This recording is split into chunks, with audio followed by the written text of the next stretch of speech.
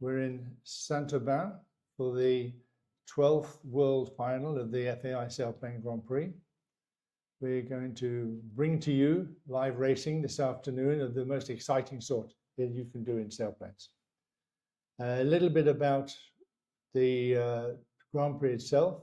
This is the 20th anniversary of the first Grand Prix final that we had in Saint-Auban. So we're very excited about that. And we have a lot of pilots who came from the qualifying events that were held around the world in 2024 and 2025. And we have already in this competition 3 previous Grand Prix world champions, and we're really looking forward to some exciting racing. In a moment, we're just going to go through the grid walk and the interviews with the pilots at the beginning of the day, and then we'll take you around today's race. We shall be doing this every day for the next 7 days. And we hope you stay with us and enjoy the racing. So we'll look now at how the pilots are preparing to fly and getting ready to take off. Welcome to the grid first race. Today, let's see who we can find. I hope they are not too stressed. Kevin? Hello. How are you doing today? Fine.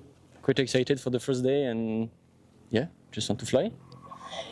Do you think this blue thermal is an advantage for you and the French team? I don't know, because as you can see, it's popping on the east. It's quite clear, yeah, on the track. I don't know, because you have a lot of mountain with the west wind, so you can get some good thermals, and I think we will all do the same. We will take all the same path, and I think it will not be any advantage. I don't know, because we are used to fly here, but we can do some kind of stereotype, and then say, okay, this is mountain work all the time, and you can have another pilot that will just take another mountain, we get a better climb, and so yeah. Did you identify any key points on the task? Yeah, I think the first one, because we have the start here on the mountain, then we have a long cross to go to the first mountain on the northeast, sorry. And so I think it will be the nice part to be high enough to get the good thermal, to not be low, so on the Mange mountain, and after to be quite high on the Lecro point, because after that we will have a nice glide, a long glide to go to close to the Pic de Bure, sorry. And I think if we are low there, we will lose some time. So I think this is the 2 key points. You flew a bit low on the training days. What is your strategy this time to stay high? Yeah, just stay high, be the fastest and fly with the others. Because on the last day I've just tried to enjoy and take different paths than the other one and than the goggles. So yeah, I will do more strategy today. I saw you took oxygen with you. Yeah, I plan to fly a little bit higher than the days before. I heard you are flying sometime with music. Yeah. Did you change your playlist? No, not the same as usual, and I have a lot of songs that can be any kind of music. I just launch the playlist and listen in the flight. Okay, I will want your playlist one day. Yeah, we need to listen to it. It's on YouTube, I'll send you. Good. Thank you. I think Conrad left. Let's see what Björn can tell us. Hey! How are you doing today? I'm fine. I took a rest day yesterday, so I'm well rested. And surprisingly, I could sleep tonight. So, so I'm not nervous and I'm confident. Yes, you look very relaxed. Yeah. It's not your glider. Are you ready with it? How do you feel? Yeah, I took the last week to get comfortable with all the instruments and everything, and now I'm very confident in handling it, and also so I'm fine with the glider. What are you normally flying? My most hours I have on a LS8, so I'm normally in the standard class, but I had a few hundred hours of Ventus 3M, so I'm quite comfortable with the Ventus, so I'm looking forward to the race today. Excellent, we will follow you. Okay, who else? Oh, perfect. Stay together. Stay together. Come, you can interact too. Okay. Your strategy up to now was stay cool, fly easy peasy, and you work really well. What is your plan for today? Same thing. Just yeah, stay relaxed. You know, that worked very well so far. So I'll just go on like this. You might know the area a bit better. Did you talk together about the task and the key points? I don't know the area better than him because he trained here, me not, and we didn't talk about No, we it. didn't talk. We for the well, we heard, and we, you know, we are German, so we follow the order of no team, you know, strictly. But if we find out that other teams prepare together beforehand, and so then during the course we might do it. Good. Share a bit of information. Not by country, but between friends. I think it's okay. Let's see if maybe Stefan can have a few minutes for us. How are you doing today? I'm good so far. I just have one quick question. It's your first final. How do you feel about it? I'm feeling okay, so I will just see how it goes and have the expectation to learn a lot. It's not your glider. No, it's not. Are you comfortable with it? Ready to go? Happy? I had like 3 or 4 flights and feeling okay. It's not the glider then. The glider is fine. What are you flying normally? Ventus 2A, so the difference to the 3 is not very much. Yeah. Good. Let's see it. I think Didier have run away. So the grid route is done. Let's go live to follow the race.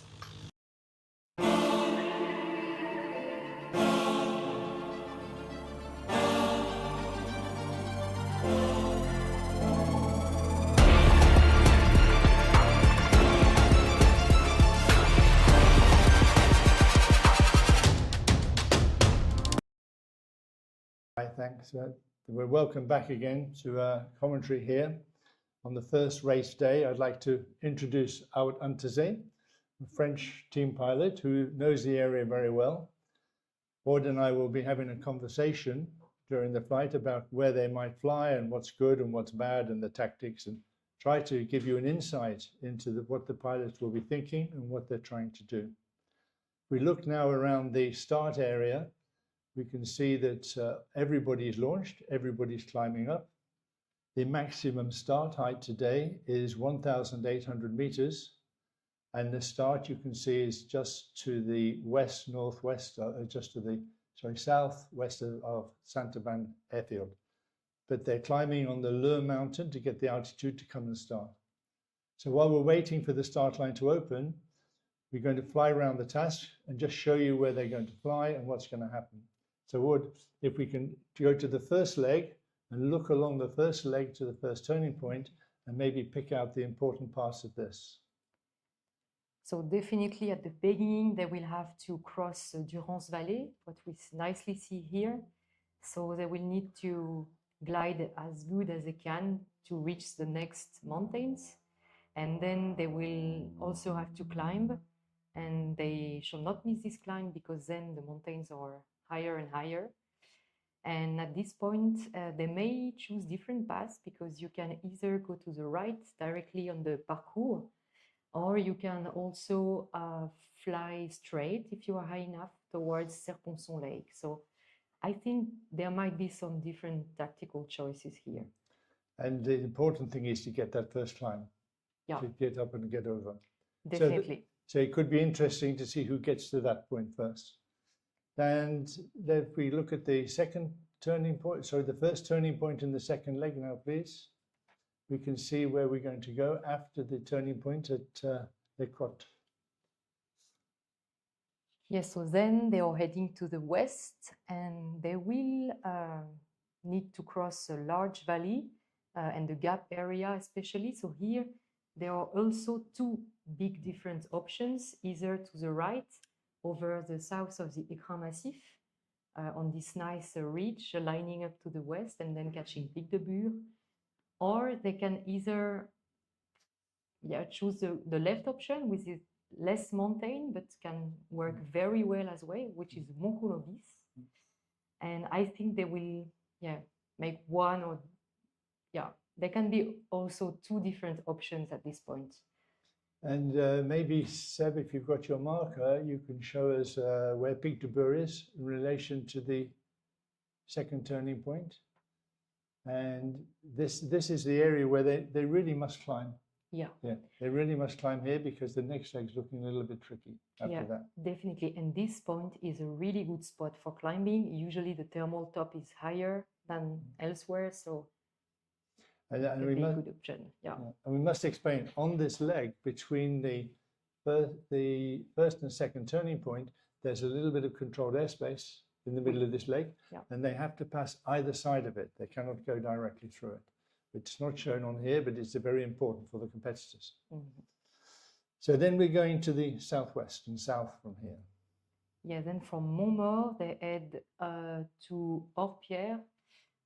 Again, the pass is really in the valley, but there are two options, or maybe more. I think what I would do in this situation would be either to the west, because the mountains are really nicely aligned and you can glide quite straight without thermaling. And if you have climbed a lot at Pic de Bure, you can fly straight to Orpierre. And yeah, I think you can go really fast here. It's like descending towards the plain. So we go down towards Beaumont. Yeah. Beaumont and Rocher then on to La Beaumont, Charbre, yeah. Rocher Beaumont. And that's to the west of the track. So we can expect to see most people wanting to take that western route after this. Definitely. It's quite interesting because there's some interesting places on here where they could have different ideas about the route to take, which would be very entertaining for us and for you. And we've taken the third turning point that was, and we look on the next leg from the third to the fourth turning point. Plenty of turning points to confuse everybody today. And we look down that leg, which now goes still south, but southeast now, right past the airfield of Saint-Auban. This one is quite a long leg, crossing several big or key mountains where we can expect good climbs. So we have first Montagne de Chabre, just south of Orpierre, which is really good, usually for thermal activity. And then we see these nice ridges lined west to the east. You have La Platte, you have Montagne de Lure, where they are climbing currently. And I think what's going to be tactical will be the point, the altitude where they can reach before flying straight then towards Egin. So how long before the start line opens there, please? Seb's our controller. He's going to control the views that you see and the data that we get. So we've got 2 minutes to go, so there's just enough time to come around the rest of the task. If we go to the south turning point, which is near to Digne, no, it's south of Digne, isn't it? It's near to Le Serpenson. Aiguine? It's Sainte-Croix Lake, Le Pont d'Aiguine. It's just at the very beginning of the Gorge du Verdon, beautiful area, and also a good spot to climb again. Directly northeast of this point, we have the Serre de Montdenier Ridge, which offers really good climbing opportunities. And then it's quite straight towards the end. Then you have Ben Summit, which is also a good climbing spot. And Ben is just to the south of Digne town. Yeah, it's next to Digne town. Exactly. Very, very prominent mountain, very easy to identify when you're flying. And from Ben, they go to Sistron Airfield, or to the Sistron Valley. And this leg is not as obvious as the previous ones. I think here we can also see different choices. If they are high enough, they could go straight, but I think they will maybe tend to fly to the east over the bigger mountains just to secure altitude for the final glide. So up towards Alton and back up over the, we go maybe first of all to the Big. Yeah, to the Big, and then Auton, and then the Col de Jouer, and then they can be already on the final glide. So if you can just bring us right into Alton's area, please, Seb. There we are. Maybe you can mark for us where Alton is. It's around here. And this is a really critical point in the task, in the race, because at this point here, yeah, we just go through here, like this. So in this, just on the bottom there, just in this area here is the col. And it's important to get past this col Definitely, yeah. straight away. If you don't, then you have a big problem because you don't have the altitude to come into the good area of lift, and you will have to take another alternative. So I think we'll see some quite exciting flying here, because you don't want to be too high, you don't want to be too low. You just want to get through. By our calculations, you need to be about 1,600 meters here. So we should go back to the start. There'll be positioning for the start now. It's only a few seconds to go. So if we look down directly on the top of the start, and we'll see who's getting away first. The tactics on the first day in a Grand Prix are always interesting. Nobody will be particularly keen to be way out in front straight away, I don't think. We don't expect anybody to do anything really different on the first part of the flight, especially on the first day. Like in the Tour de France, the peloton, they'll be sticking together and looking at each other and wondering what to do. And as we identified in the run-up to the task, this is quite a long glide to the first place to climb. And it's critical to find that first place to climb, maybe on Vaumoux or on Alton. Yeah. 20 gliders arriving at Alton at the same height. Yeah. It could be quite exciting. Yeah, that would be challenging for them. Yeah, and it will be exciting because I can't imagine anybody wanting to do anything particularly different. And we can see that if we look back at the bottom, we can see Mario's information, and they're going quite quickly, 190 kilometers an hour. Then they're not taking it easy on this first leg. They're probably going to arrive around about the top of Alton, and maybe they can go straight through. So have you looked at have you had a chance to look through the people who are flying in the competition? Yeah. Yeah, there's 2 or 3 people who are really, really experienced here. Yeah. Really experienced at Grand Prix flying. And the French team. Yeah, especially the French team, yeah. They live here. Yeah, they train here, so. We were asking them this morning if they thought that they had an advantage because today's blue. Yeah. And you know, when it's blue and you're not all that familiar with the place, you have to rely upon the folklore, where to go. And they will understand that much better because there's no indication of lift.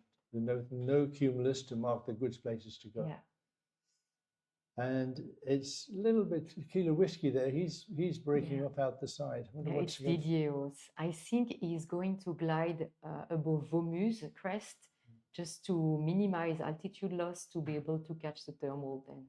Yeah. Because I fear they are really about to be low at Auton. So I think the gaggle is just following because they see he's an experienced pilot in the southern French Alps, and it seems a good strategy. Do you think if Didier arrived at Alton just a level with the top, he can keep going?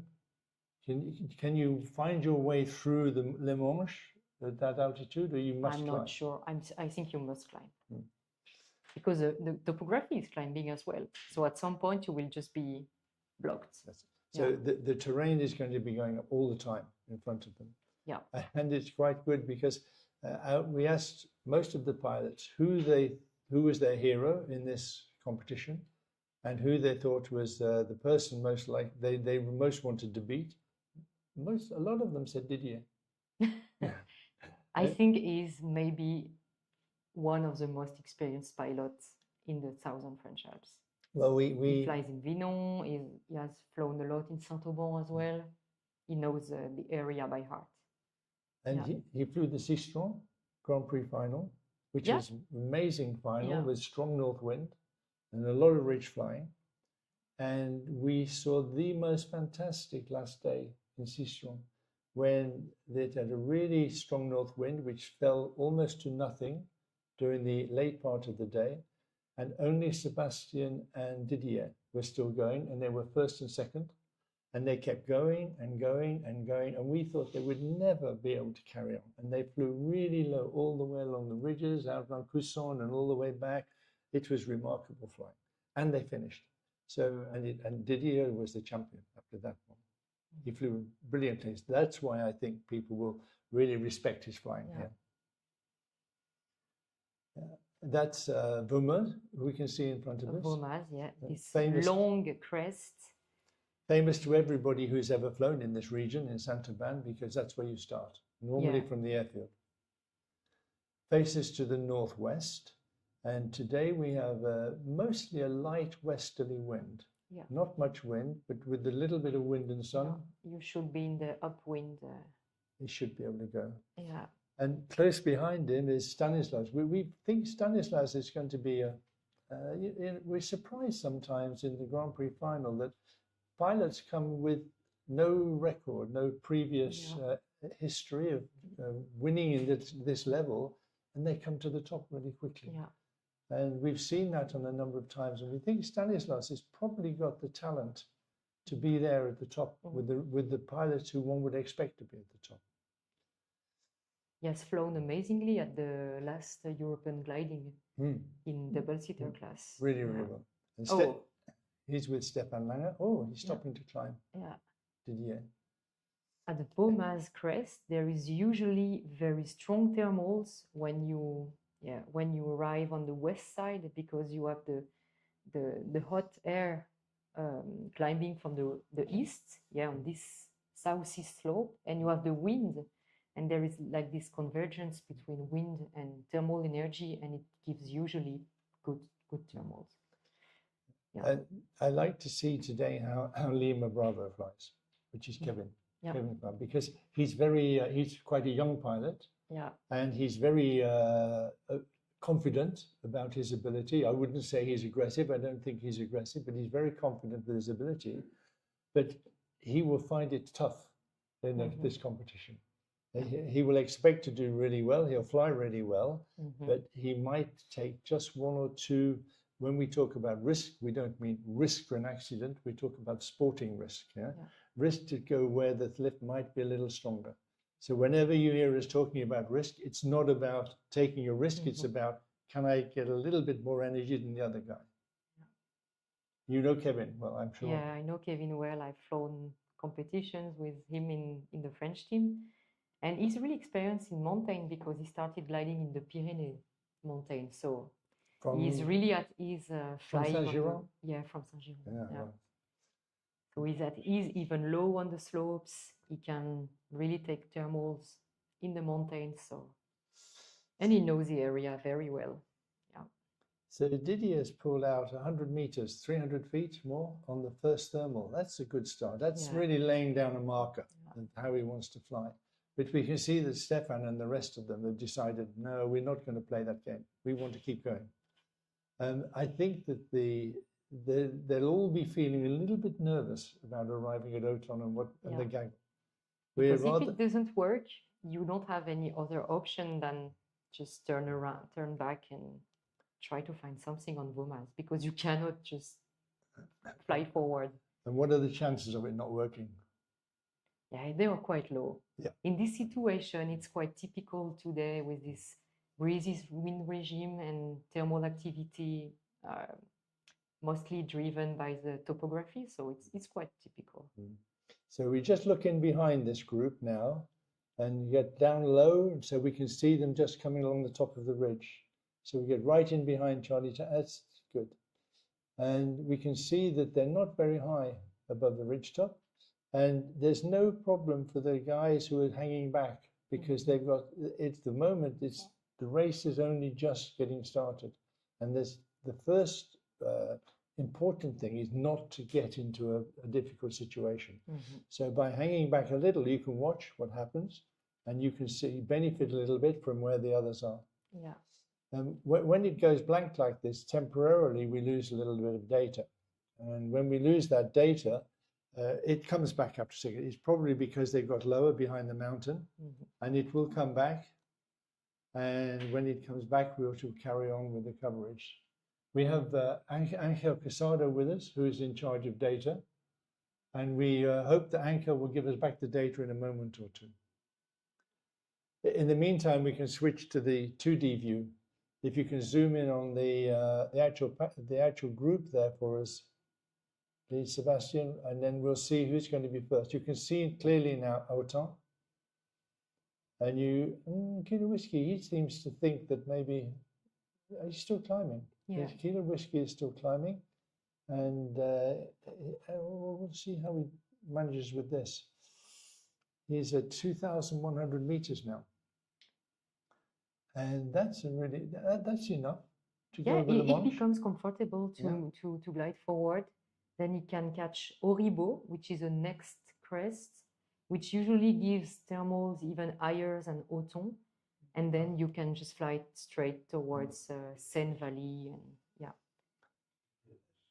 And And I'm pretty sure that the difference between looking ahead onto Auribeau and beyond towards the parcours and the Dormius, when you see cumulus, and looking ahead when you can't see cumulus, it's enormous. Yeah. Because you just cannot be sure that going on is the best idea. Yeah. You have to be a little bit more cautious. Definitely. Still all together, if we can go in a little bit closer there and we can just try to focus on what's going to happen here. This is a really critical moment in the race, in the start. Fox Quebec is Robin. Robin is from the USA. He's one of our older competitors, but he's just not that familiar with either. Well, he's not familiar with being in France, he's not familiar with the glider, he's not familiar with kilometers an hour, he's not familiar with meters, and he's been struggling to get everything together, but he's really enjoying it. He's entered into it. He may well hang back a little bit because he's not absolutely sure where to go. He doesn't know the area and he doesn't know the glider. So we've talked a lot with Robin, and he's really, really nice guy, a really good pilot, but we don't expect him to be out there in the front because I think that he would find himself quite a vulnerable position if he did. So who's running on now? Sierra Stanislaw. He's not, he's showing that he's prepared to go in front. We can go in a little bit further on that lead group there, please, Sebastian. Kilo Whiskey's there. Kilo Whiskey's he's not going to hang back, is he? Did he? Where are they coming on to now? They're going behind Autan and straight onto the Manche. Arriving on Auribeau right now. And Kilo Whiskey just crossed Auribeau towards Les Monges. Are we a little surprised they've gone south, or is that would you expect that? I would expect that because south of the track, the mountains are higher and more aligned with the next mountains. And if he wants to catch parcours then and take advantage of the parcours ridge, then he has to cross to the right to catch the parcours as soon as possible. So it's logical for me. So Seb, maybe if we can look at the group on all the way to the parcours, to the next turning point, and we can just look at the tactics that they might employ to do that. Yeah, on this topography map, you clearly see that the topography is higher to the south. Yeah. So we can mark the line through here. Yeah. But that will take them across straight onto the parcours here. Yeah, exactly. And then they come from here and go left to the turning point. Exactly. That'll be interesting because it's not really what we expected. We expect them to go further left. But I'm pretty sure if that's the way Didier is going, I think so. Because in this situation, you don't have cumulus, you don't have a street of clouds, and usually the parcours, even west flow, is working really nice. So there is no reason to go to the left. No. And they're high enough now. Didier is now at 2,300 meters. So he's high enough to make the parcours in one go if he needs to. If he doesn't need any more energy, but he will fly through some lift. But on the top of the Manche, he'll gain a little bit more altitude before he crosses. Yeah. And we can see that they've slowed down quite a bit, and they've slowed down so that they can maintain the altitude for the valley crossing. Oscar Tango, Conrad, he flew very well yesterday. Oscar Tango is staying with the group at the moment. Oscar Tango is from Germany. And he's another one of our not so young competitors.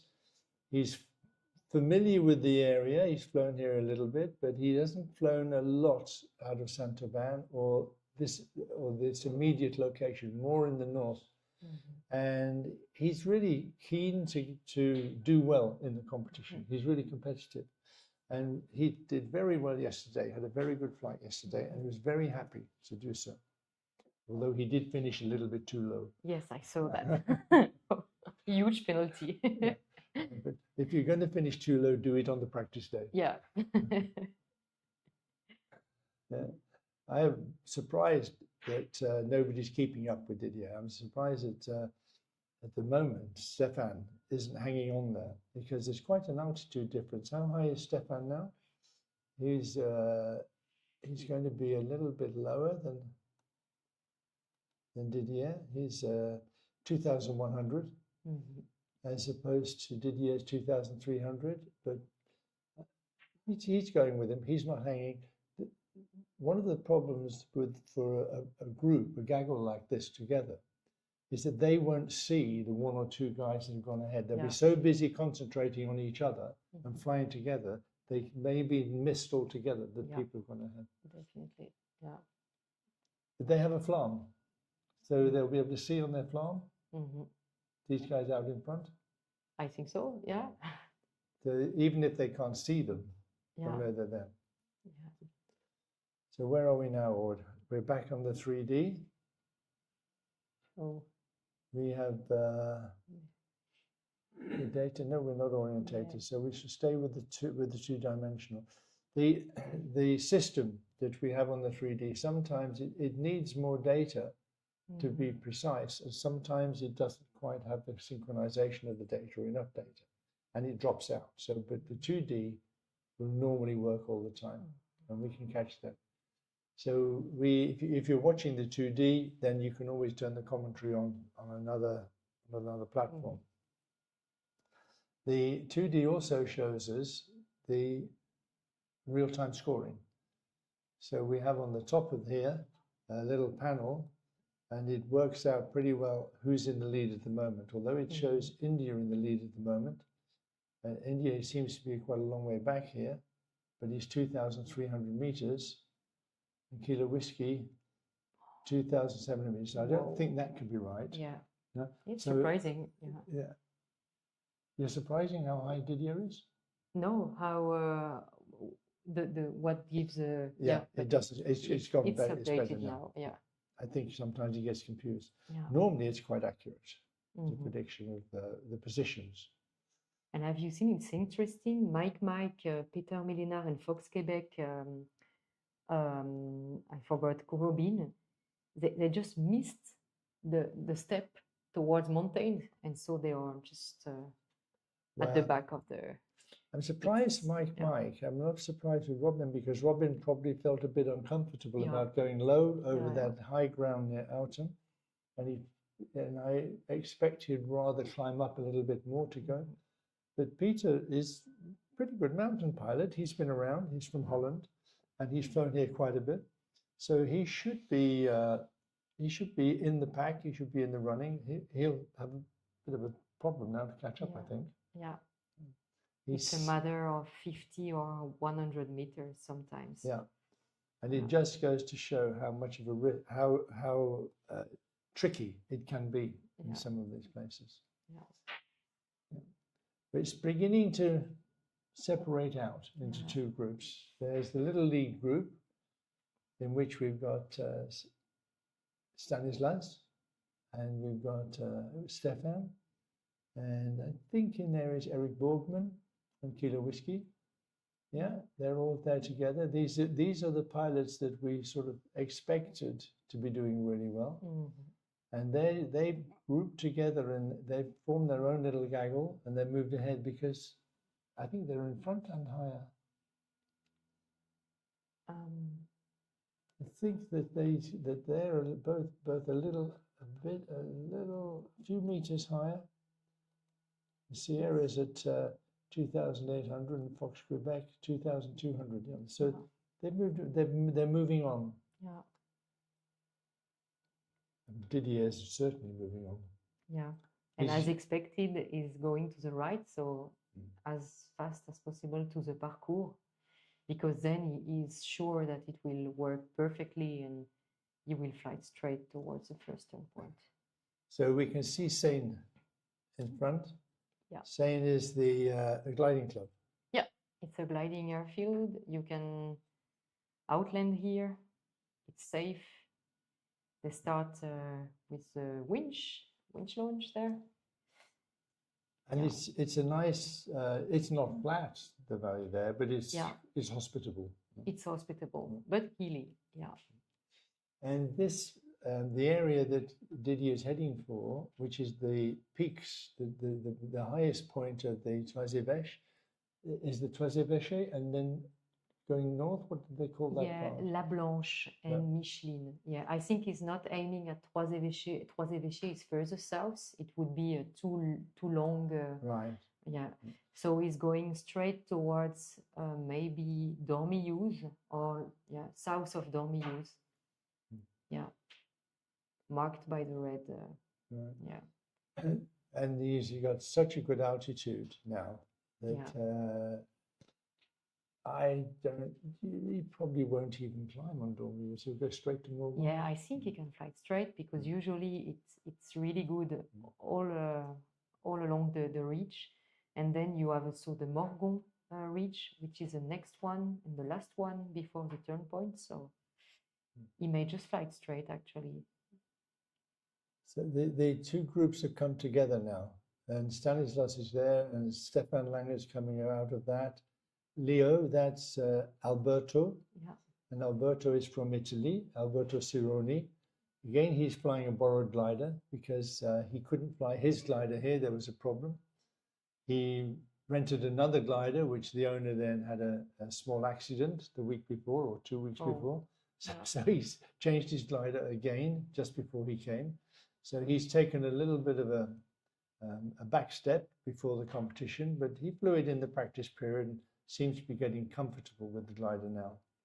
Alberto was a qualifier from Varese, and he also flew the last final in Pavullo, and he flew very well in that final. 3 Victor. We all think it's Thilo. But it's not. It's Max. Yeah. Maximilian says. I struggle with this because when in the old days, people kept their competition number. When you knew when you went to a competition, the 3 Victor was always the same guy, and 5-9 was always the same guy. Now people share gliders, swap gliders, and it's very difficult to remember who's flying what glider. Lima Bravo used to be Leonardo Briglidori, Yeah. and it's not Leonardo. Lima Bravo is Kevin. Yeah. It's a French team glider. Yeah. But Lima Bravo can also be Louis Bouderlic. It's the Louis Bouderlic process. Lima Bravo stands for Louis Bouderlic. Yeah. Did they put the letters on for Louis, or was that a coincidence? No, it was for him. Lucky Louis. The French pilots who got a gold medal can have their initials on the glider. Like getting a stadium named after you in football. Yeah. Almost. Almost. Yeah. Well, in gliding terms, it's nearly as famous. Yeah. Everybody wants to fly your glider. Yeah. Looks like Alberto has decided that he wants a little bit more height. They're on the top of the Manche here, I think. Yeah, exactly. Good place to get altitude. Kevin's coming in there, and I'm not sure if they will separate very much. Didier is still is very high. confident to go. It's amazing, yeah. Not only is he showing remarkable understanding of the flying in this topography, but he's showing great skill that he's gaining energy on the others as well. Yeah. That he's not only flying faster, but he's staying higher. Yeah. Stanislas is on his tail. He's going to try and catch him. Yeah. I suspect we'll see Stefan very quickly going after him as well, and Max. Max will want to be there at the end. And I think Max has got a good chance. Yeah, He's yeah, flown here a lot. definitely. Yeah. Max is an airline pilot, and as you know, sometimes airline pilots get quite a lot of time off. Some do, some don't. Yeah.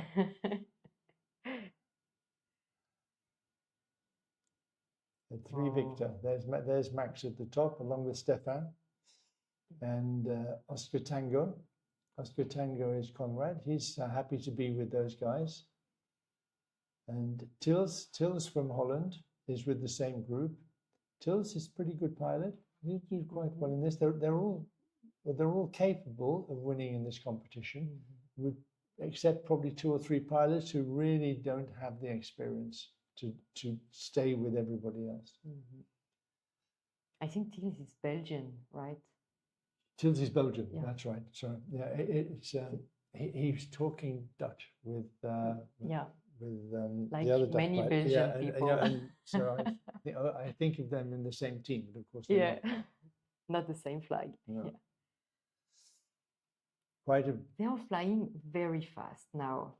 They switched from climbing to now cruising, and yeah, they're just speeding up. It's amazing. well. What height would you want to arrive at the Dormeuse? To be comfortable and fast, I would be at 2,200 meters, just below the crest, because you can just benefit from the slope, the ridge effect, but not lower, because otherwise, if you want to just climb in a thermal, you're just too low to So spiral. with the height Didier's got, he shouldn't need to climb that. No, I don't think so. He should be able to make straight to the turning point, Yeah, because you don't normally climb very much on Morgon. you can. You can. You can have strong climbs. With west wind, it's Yeah, it's quite good. Yeah. And Morgon's one of those places with a beautiful view down Lake It's Saint-Auban. beautiful, yeah, and the mountain as well is beautiful with many colors. Yeah, many nice shapes. It's be fun to be in the cockpit now in Stanislas and thinking, got to go, got to catch him, got to catch him. And each one of these now, as they separate out, we're going to push a little bit harder to come back together. Or their strategy is to wait to see if Didier makes a mistake. But it's not looking too likely at the moment. Yeah, it's not likely. No. Well, it's always a possibility in gliding. There's always the possibility that your plan doesn't quite work out. Oh, Serponçon. Yeah. And that's looking Serponçon back down to the southwest, back towards Cap. Yeah. No, back towards southeast. Is it? I think towards Barcelonnette. Okay. Yeah. I guess, and here And to the Morgon is left, up on it's the left. Morgon. Yeah. Exactly. So the mountain we see up on the left is what they're heading for now, and it's Yeah. got a really flat face on there. Really good place to find the lift with a little west wind and the thermals. Yeah. Didier's not slowing down. He's going straight past Dormeuse and straight past Morgon, probably. We'll see if he climbs there, see if he needs the altitude. And we haven't talked much, we haven't seen much of Christophe Abadé, because he's very familiar with the area. Yeah. And I would think that Christophe will be, he's sort of a little bit stuck back here. I don't know what's happened to him, but he must have missed that earlier climb around Alton, and he seems to have dropped back a little.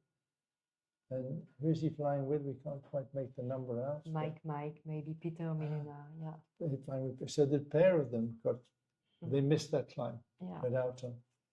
They're going to be really struggling to catch up with this group now. One of the things about Grand Prix scoring is only the first 10 pilots get any points. And so once you drop well back, you know that there's a good chance you're going to be 0 points. And there's a tendency then to actually slow down and think, okay, the day's over for me. But normally that should only happen after halfway around the flight, because anything can happen yet. The guys in the front can easily get into trouble. Still a lot of kilometers to go, many kilometers to go. Yeah. When when we have a task like this, there comes a point at which those in the front really can't be caught. But there is still, even at the end of this race, a potential for a mistake. Yeah. Even just before the last turn point, there's still potential for definitely. mistake. On the leg from Ben to Sisteron, everything can happen. Conrad's hot on the tails, hot behind the leaders. We expect to take a northern route after the next turning point. We expect Didier to go more to the north. I would bet on the north route because of the topography and of the weather situation today. And we can see Serpenson Lake, and the turning point is right at the northeastern end of the lake. It's actually even an outlanding strip where you can go where you're low in this area and not reaching Saint-Crépin or Gap, Les Crocs. So we look at the turning point now, and Didier coming in. We look straight down above it. If we can look on the top, and the turning point is 500 meters, 0.5 kilometer radius, and all he needs to do is put a point inside that turning point. And we're not going to lose data just before he does it. That's very irritating. It's a shame that happened. But it's great to see when there's 4 or 5 all turning together and they're just inside the turning point. But it seems that we have a data issue just around about the Morgon there and the lake. Maybe we have to go back to the 2D to see what actually happens after the lake, because it's really important.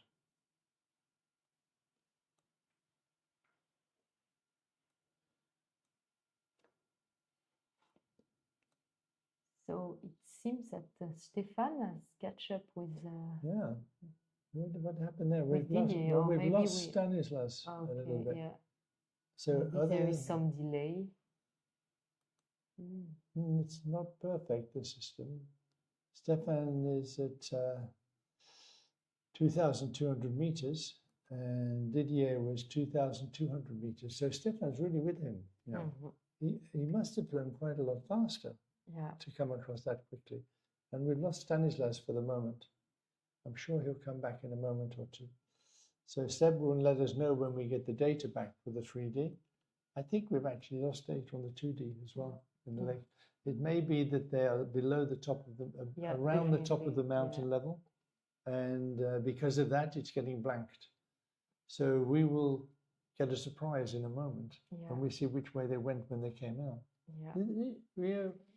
We can't have everything. Well, Julia Golf's coming back and he's going north. Kilo Whiskey, folks, he's not really there. It's just his data's lost and now he's gone. So he will reappear further down, Stefan. That was a data glitch. Yeah, here he comes now. Whoa, okay. So Didier is really investing to the north towards Tête de Lucie. So this is very south of the Écrin Mountains. And I think it's worth it because there you normally have very strong climb up to more than 3,000 meters altitude. So it gives you enough energy to cross in the valley towards Pic de Bure. So that's the Tête de Lucie.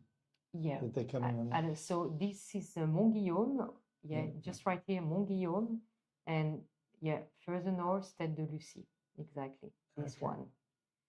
So usually in this kind of circus, there is a good thermal there.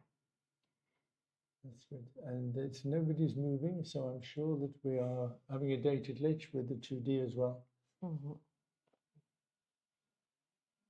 Yeah, we have that. And I suspect that everybody will go north, but maybe Juliet Golf, maybe Eric has decided that the only way he's going to get past Didier is to take a different route. Yeah, but usually it's not working so good on the next mountains, which are west of the Gaggle now, which is the Chabrière, Aiguille de Chabrière et Piolite. It's lower than Tête de Lucie, so. But it's a long way off track. Didier is a long way to the north of track. when we get him back, we'll see if he's benefited because you know, it's easy. It's not impossible that even the really good guys make a mistake. Yeah. And Stefan is very independent pilot. He makes his own decisions, and he may be behind Didier and thinking, no, I don't really want to go that way. I want to go this way. And he's come, and there's quite a group of them now. Well, a bit of suspense for all of us now, waiting for Didier to come back on screen, to see if he's managed to stay ahead. And but the two options are good. Yeah, two options can work very well. Yeah, well, we will get him back in a moment, I'm sure. And it looks like Stanislas went that way as well. It could be that they're running along really on the top of the mountain there, and we're getting a data blank again. I'm keen to see Fox Mike there. Fox Mike, he's Adrien. Yeah, Adrien. He's a pushy guy, isn't he? He knows how to do it. Yeah, he knows the area well as well. So yeah. And he must be one of the youngest pilots. Maybe Kevin much younger than Adrien? Kevin is younger than Adrien, But Adrien is quite a young pilot, and I remember Adrien flying in the juniors in Musbek when I was official there. And when all of the juniors were excitable in their flying, I would say. It's always fun with the juniors. And it looks like, I think Eric Borgman is beginning to draw the pack that he's with forwards. But I'm pretty sure that when we get Didier back, he's going to be somewhere in front. Yeah. Maybe we can look down now on that group, please, Seb, and just see what they're doing. With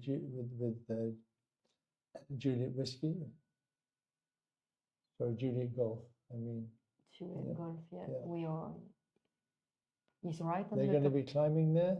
Not sure. They're just flying along the ridge.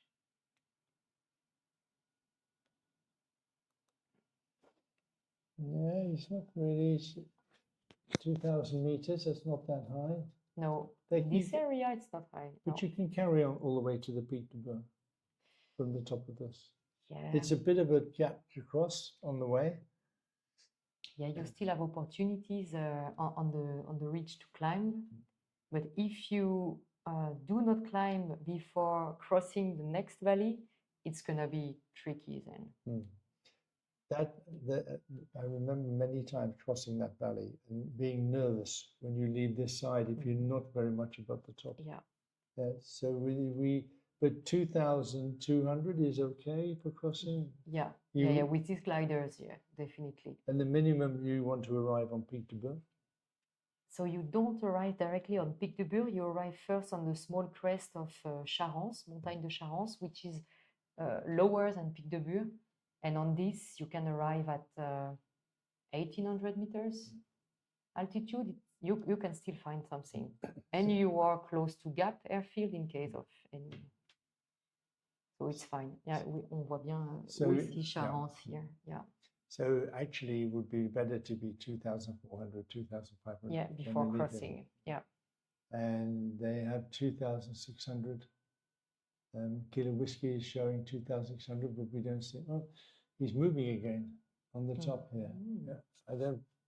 What altitude? 2,600. It's not so high. No, he's not really. I think he's lost out a little going to the north. So being an expert in the area is not always an advantage because you have this idea about where you should go. Yeah. And the other guys think, oh, maybe it's okay over there. And it works better for them. Yeah, it can. Yeah. Yes, stereotypes are not good in gliding. But he may be higher than the others. And if the others doesn't climb more, it's going to be tricky. Or if they stop to climb more slowly. Yeah. Because we can look at the altitude of Eric, and he's 2,200. So that's a difference of 400 meters. Well, if he gets a decent climb, they'll very quickly get that back. Yeah.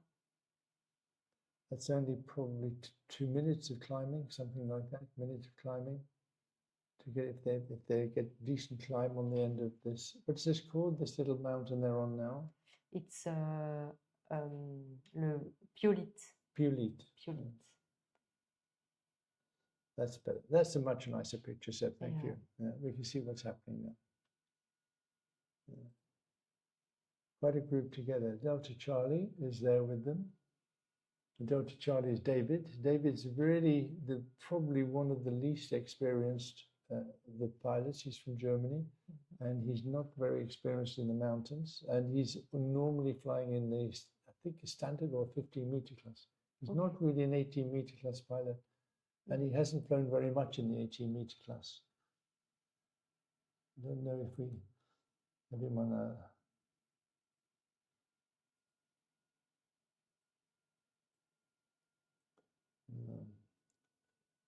What's happened to Klaus? Klaus is around there somewhere. Is Klaus from? We can look right out a minute there, please, Seb, to see if there's another group joined to form together.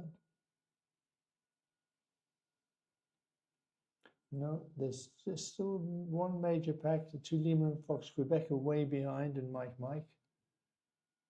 Just coming into the turning point now. That's effectively quite a long way out because there's more than 10 gliders in front of him here.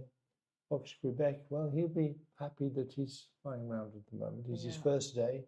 He's very nervous about the competition, and he'll be comfortable with the fact that he's actually flying today, and he's flying with them. I think that Robin was unsure whether he should take the plunge to come and fly such a competition in the mountains, but we're pleased he did. We're pleased that we have a USA pilot representing the Grand Prix that took place in Seminole last year, in the spring, sorry, this year. And we'll go back now onto the top and hope that they can get us back into the 3D for the arrival on the Pic de Beur. Kilo Whiskey, look. Yeah. He's with everybody else. Yeah. And maybe higher. Maybe higher. Yeah. But he had quite a big lead, and now he's lost that lead. Yeah. So it's a critical moment in the flight, that first turning point.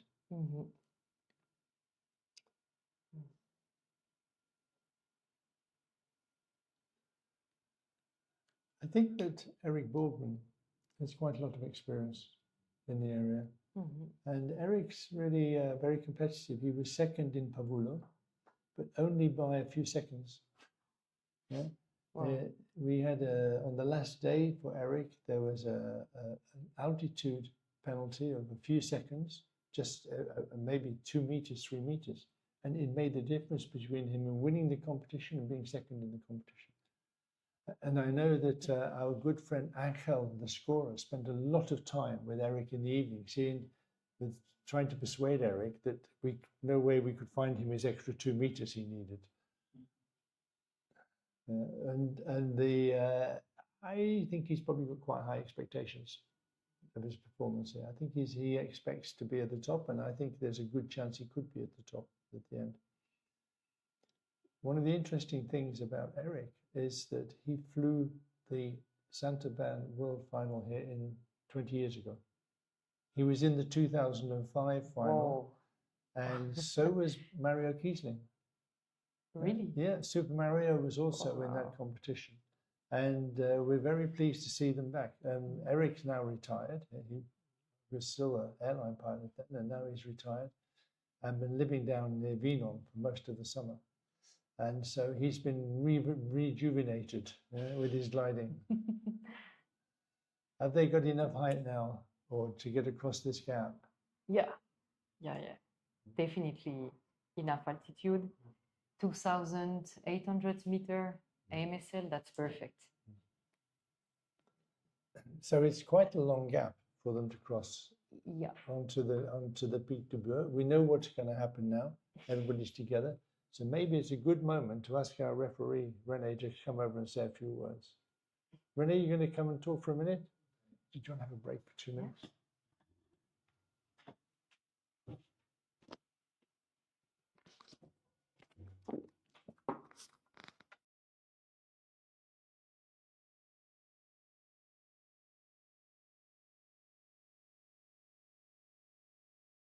There's our referee. Thank you. our FAI official for this event. René was a pilot in the last final in Saint-Auban that we had, wasn't he? Yeah, I was. And is he strong? Sister also. So how does it feel to be here and not be flying? Oh, jealous. Makes me feel jealous. No, it's fantastic. Good memories, especially when I was looking at all the ridges, especially passing from the Lucy to the Picteberg area. This is flat and it's quite a high plateau, so it's it looks really bad actually when you cross that area. So you have very fond memories. Of Yeah, flying I had some good memories there. Also, there is an airspace near Gap that you have to be a little bit careful. Exactly. In the task there. Exactly, That's because right. you can be out of the competition in the middle of the race. And we look at the task sheet and they've gone past that now, I think. Or they're going past it now. Yeah. They miss it. I got it here. No, it's okay. That's okay. Oh, here it is. No, so what is your role here now this week?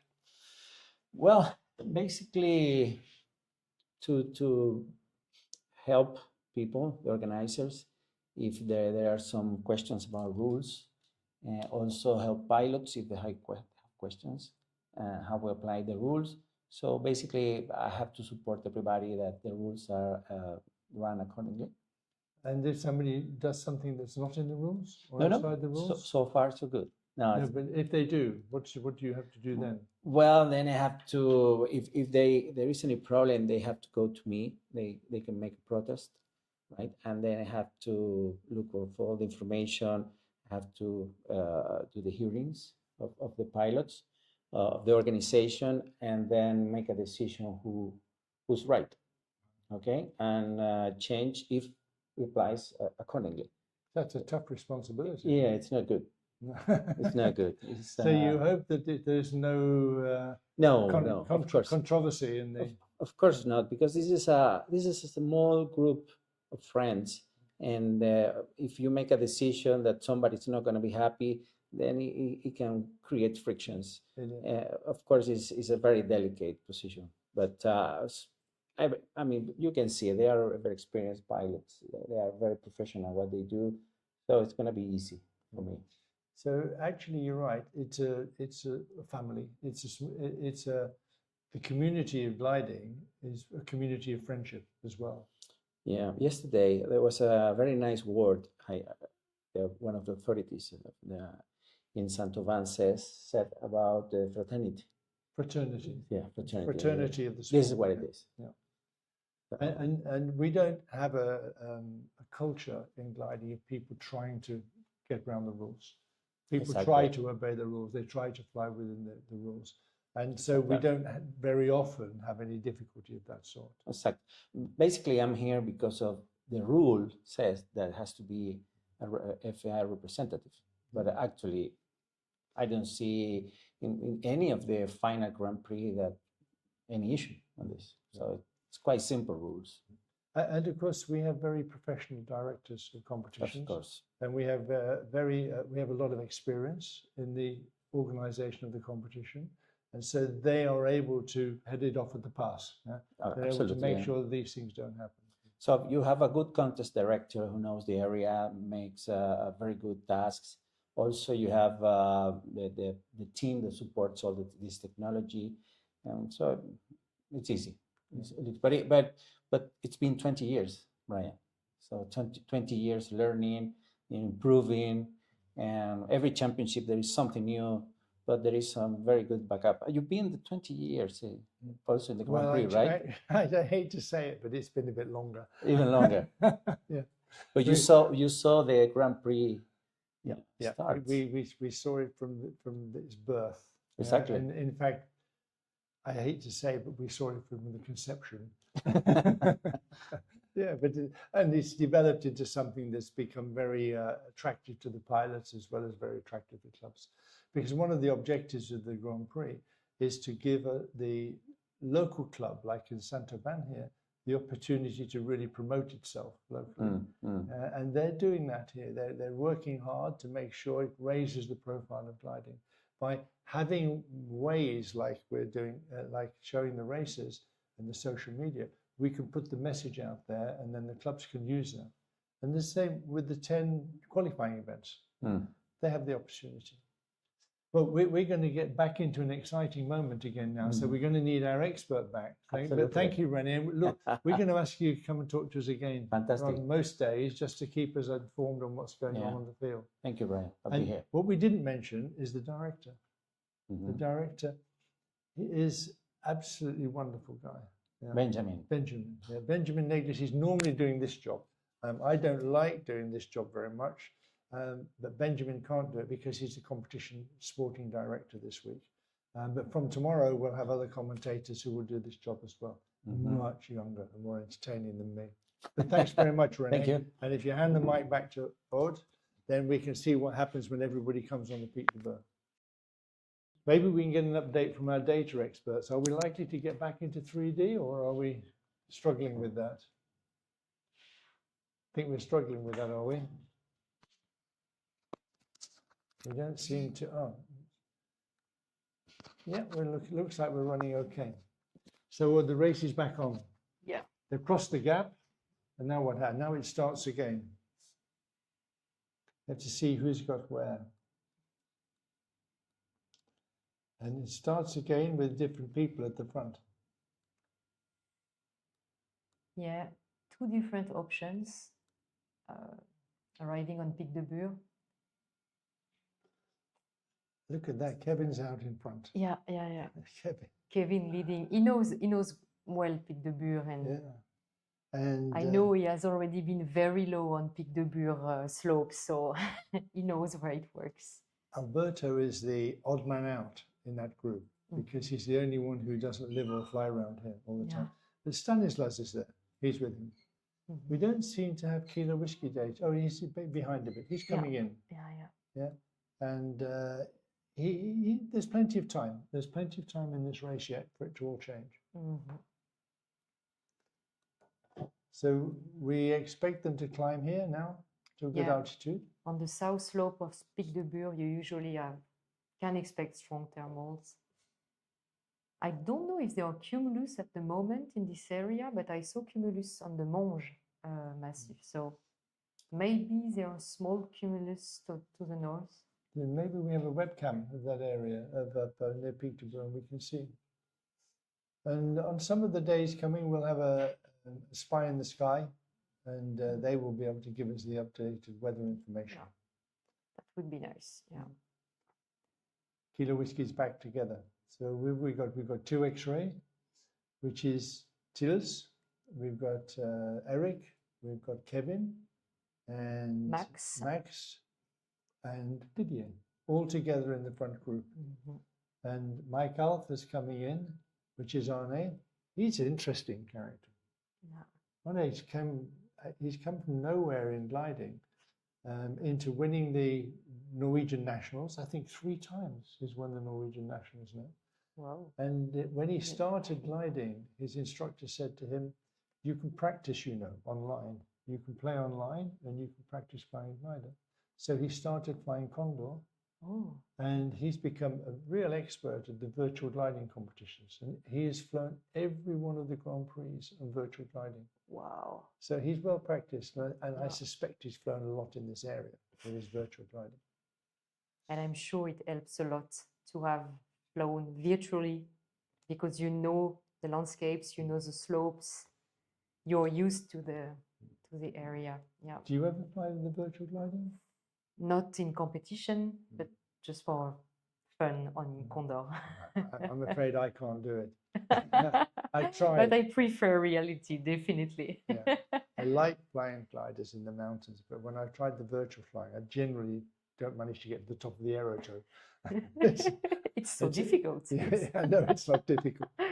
But it's fun. I tried to get my grandson to do this, and see if he can become a good virtual glider pilot. But so far, no, he's not managed that. And Juliet Golf will be leading the way out now. How high is Juliet Golf? He's going to take the route more to the west, or will they go? They have to go to the turning point. Yeah, at some point they will need to break to the south, and I think they won't go further west. It's not worth it.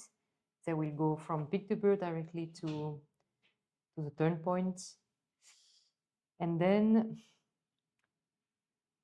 down the middle or down to the west? yeah, That's down the to question. the turn point. I think they will go down to the turn point because then To the you're- west of the track. I'm not sure actually because seen like this, we may also expect pilots to go to the east of the track, flying south, exactly, on the Seus mountains, because here it can be as well very good, and it's a shorter detour than going to the west. So I'm not sure. We'll see what's going. I suppose quite a lot depends on how much altitude they've got when they actually take the plunge. Exactly. That's it, yeah. How comfortable you feel about going straight to Serie and Beaumont, and whether or not you feel really comfortable about getting a good climb there, because it's certainly I think the eastern route is going to be safer. Yeah. It's going to be more conservative. Yeah. Mm-hmm. But they're still climbing. And, they are climbing, so yeah. And what, maybe 3,000 meters? They'll be hoping to have 3,000 when they leave here. We have 2,400 for Didier at the moment. And Peter's at 2,500, so they're coming up pretty well now. 3 Victor, we have Max 2,600. So we can expect them to be nearly, if not at 3,000 meters at Peak de Beur. That actually would take them all the way to the turning point, I think. Yeah. Without worrying too much about not to this turning point, but to the next one, to the third turning point. To the third, exactly. And the topography is going lower to the south, so you can also accept to lose altitude on these two legs. So no surprises so far. No surprises in this race. Yeah. Didier gets in front, takes a turning point, goes slightly different way.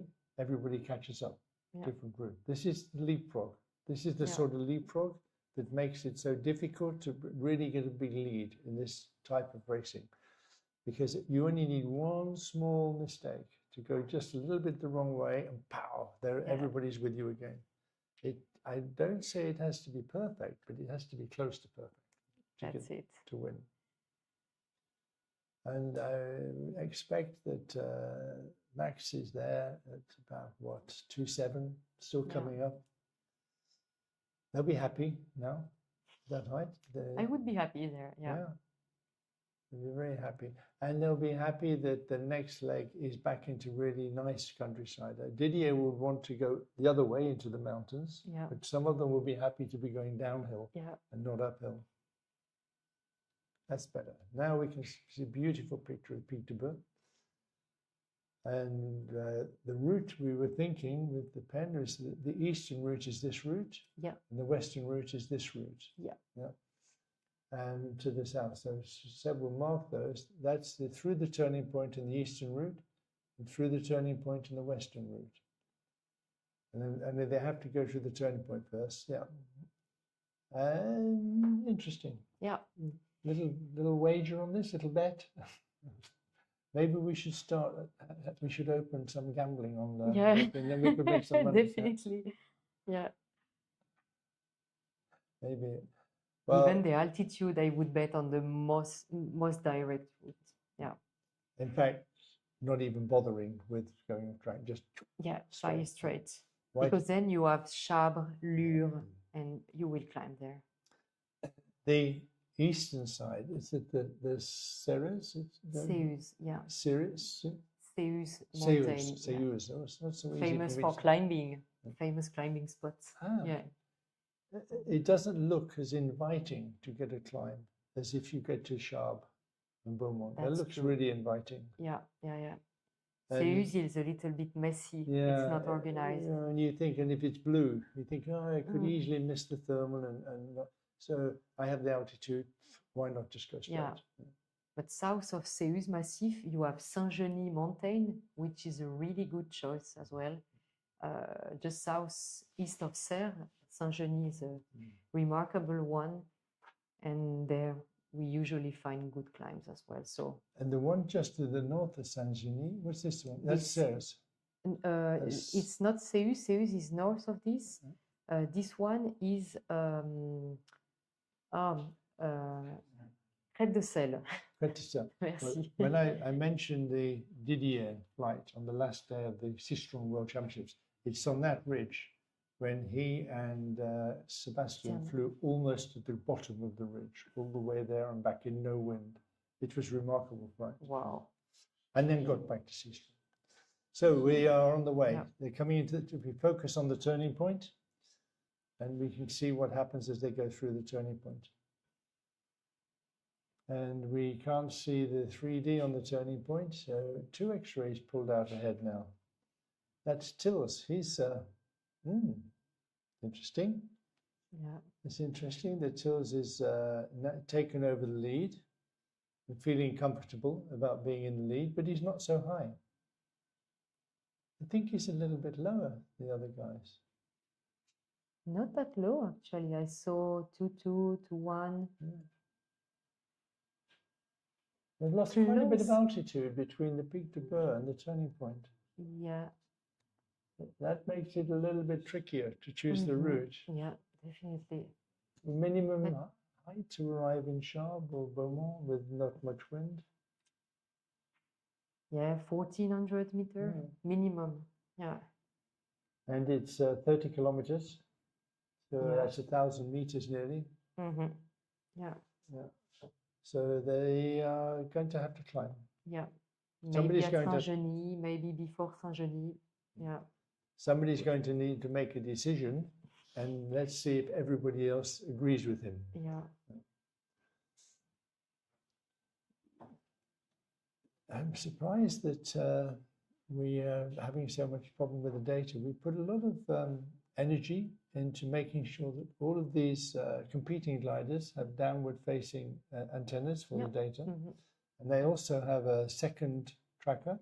Yeah. And we have some wonderful experts on the job to mix this data all together in a big pot and bring it out in 3D. But it seems that the pot isn't mixing it properly or something. Maybe you could stir your pot of data a little bit and help us with the 3D. Anyway, it's good enough. We can see what's happening. We can see the race and we can stay focused.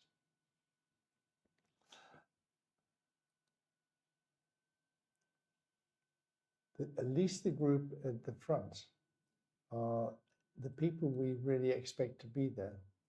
But Mike Alpha is with them now. And Mike Alpha is on A, and it'll be interesting to see how tactical he is. It'll be interesting to see whether he's got his own plan or whether he's happy just to stay. He's got a good altitude. He's 2,200. And that group will just glide on down and hopefully, they are climbing now. They've stopped to climb. They've stopped to climb, all except Max. Is this Max's chance to break away? Come on, Max, can you do it? Can you break away here? And what's going on behind the catch up? Well, we have Kilo Whiskey is on the way into the turning point, and Mario hasn't figured very much so far in this race. He's never been amongst the first group. He's well back. And Hotel Charlie Braun, he's with Mario. Kilo Victor's back there, and I'm not sure whether they're going to be able to catch up with that first group, but there's still plenty to do, isn't there? There's only really, 5 kilometers in it, something like that. Yeah, at least 5 Ks, yeah. I think they are targeting Crête de Sel. You see the ridge they are arriving on. Maybe they will climb there. Maybe they will wait for Saint-Genis, but still options to gain altitude. So if we go down on there and see what happens when they first arrive.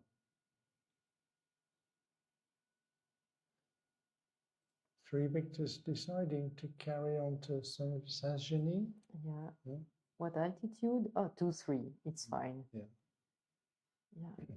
The altitudes that they were getting in the mountains and Mont Ventoux, we're not going to see that again. I'm not sure. No. It's not worth it anymore. No. The energy is all in the lower level now. Exactly, yeah.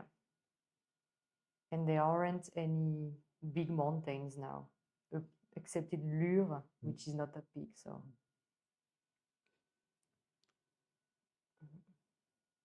The races for the Grand Prix are really designed to be about 2.5 hours. That's about the limit that most people would want to watch a race, and it's certainly the limit we can talk about it. yeah, definitely. So we about halfway round? Are we getting on for halfway round? I'm not sure if it's. Yeah, I think we are. By the next turning point, we're probably about halfway around the race. But if they're high, then the second half is downhill. Yeah. Except for getting over Oton. There's downhill until you get there, then you have to go over, carry on.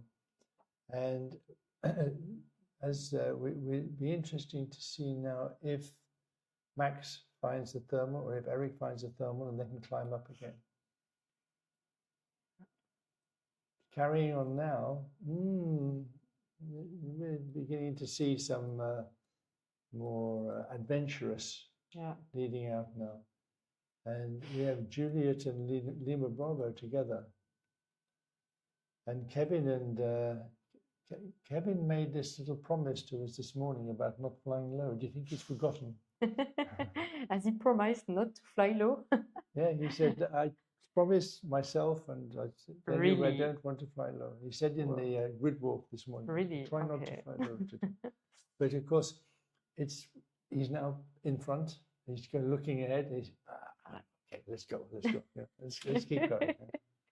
I've got Eric with me. I've got Max with me. Yes. You know, together we'll find a good climb. Yeah. But they're not really low yet, anyway. No. They're still at 1,800 meters, which in this area is. It's totally fine. It's fine. Yeah. And they're not looking over Saint-Genis. Yeah. Do you know, sometimes there's a sort of a collective madness. Yeah. Yeah. We have to talk about lemmings, Yeah. you know, when they're all together. But usually, if they're good pilots, then when they get to the edge of the cliff, they found the good climb. Find something. Yeah, they find the good climb and they're back up again. Yeah, but I think it's more difficult in Grand Prix races just to try to spiral in a thermal, because one spiral it's 20, 30 seconds and it's over then. Yes, especially towards the end. Yeah. It gets very tense. It costs so much just to make when the race is probably only 20 seconds in the first 5 places. Yeah. But tactically, it's important to be there towards the end. So the halfway around the flight, it's still anybody's. Nobody's really winning this race yet.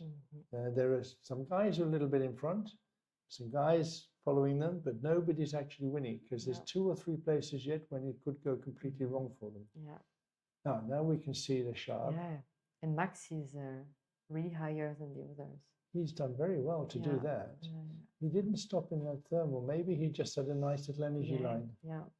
And in the blue, if you get that energy line and you can feel your way through it, and the guys behind you are just in the sync line or the non-energy, it can make 200 meters difference very quickly. Yeah. Now it's now we have Alberto is well behind, but they're much higher. The group behind and Stefan Langer also quite a lot higher. Yeah. And the Stanislas, he's dropped back, but he's got a good altitude. I don't think the altitude difference, probably the altitude difference might just be enough to bring them up with the first places when they stop to climb. 200 meters, 4 kilometers, that's about right. I reckon that they have an advantage as well at the back, that they can see what's happening. Doesn't help very much if the guys in the front find a really strong thermal and you go to it. But if they don't find a strong thermal, you can see that. Yeah.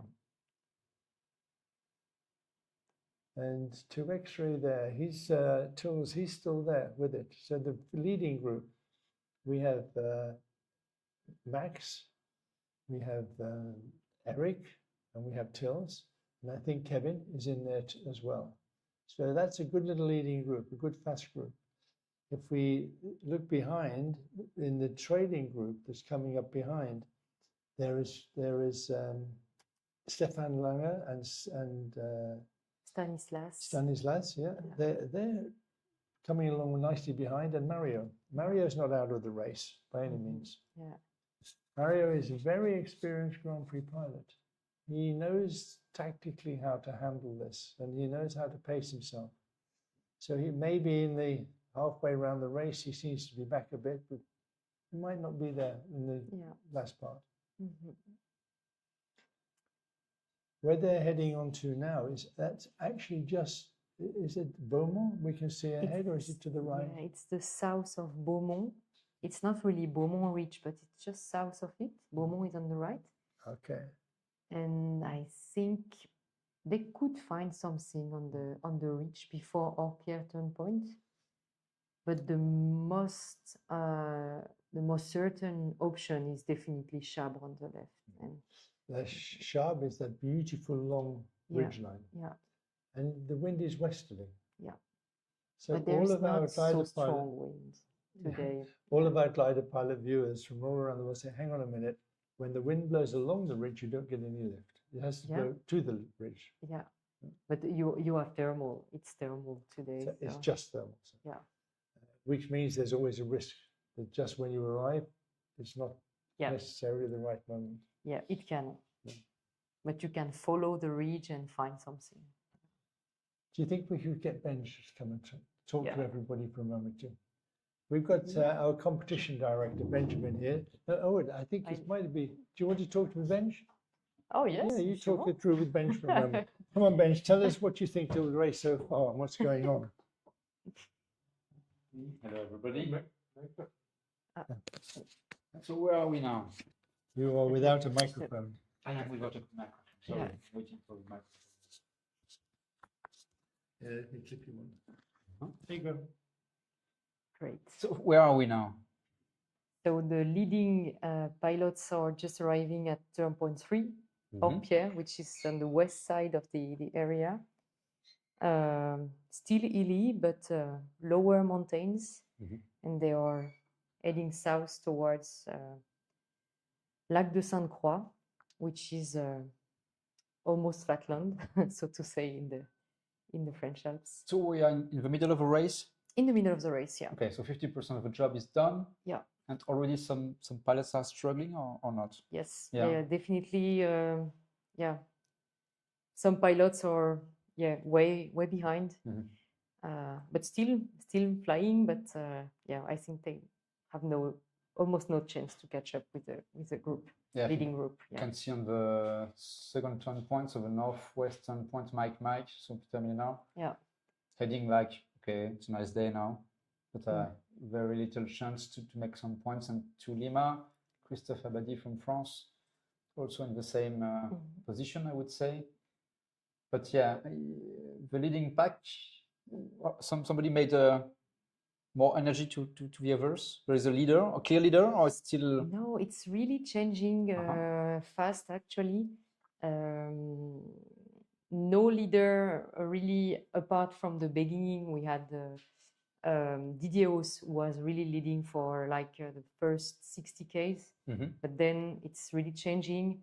We see Max Sace, Stefan Langer, the Italian Alberto Sironi, and also Kevin Faure, who are really at the front, trying to push. But they are turning.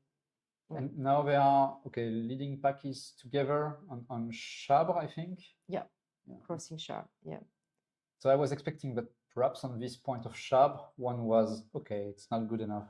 I push to the next one. But it seems that they are a bit conservative. Perhaps they are already thinking about, we are leading.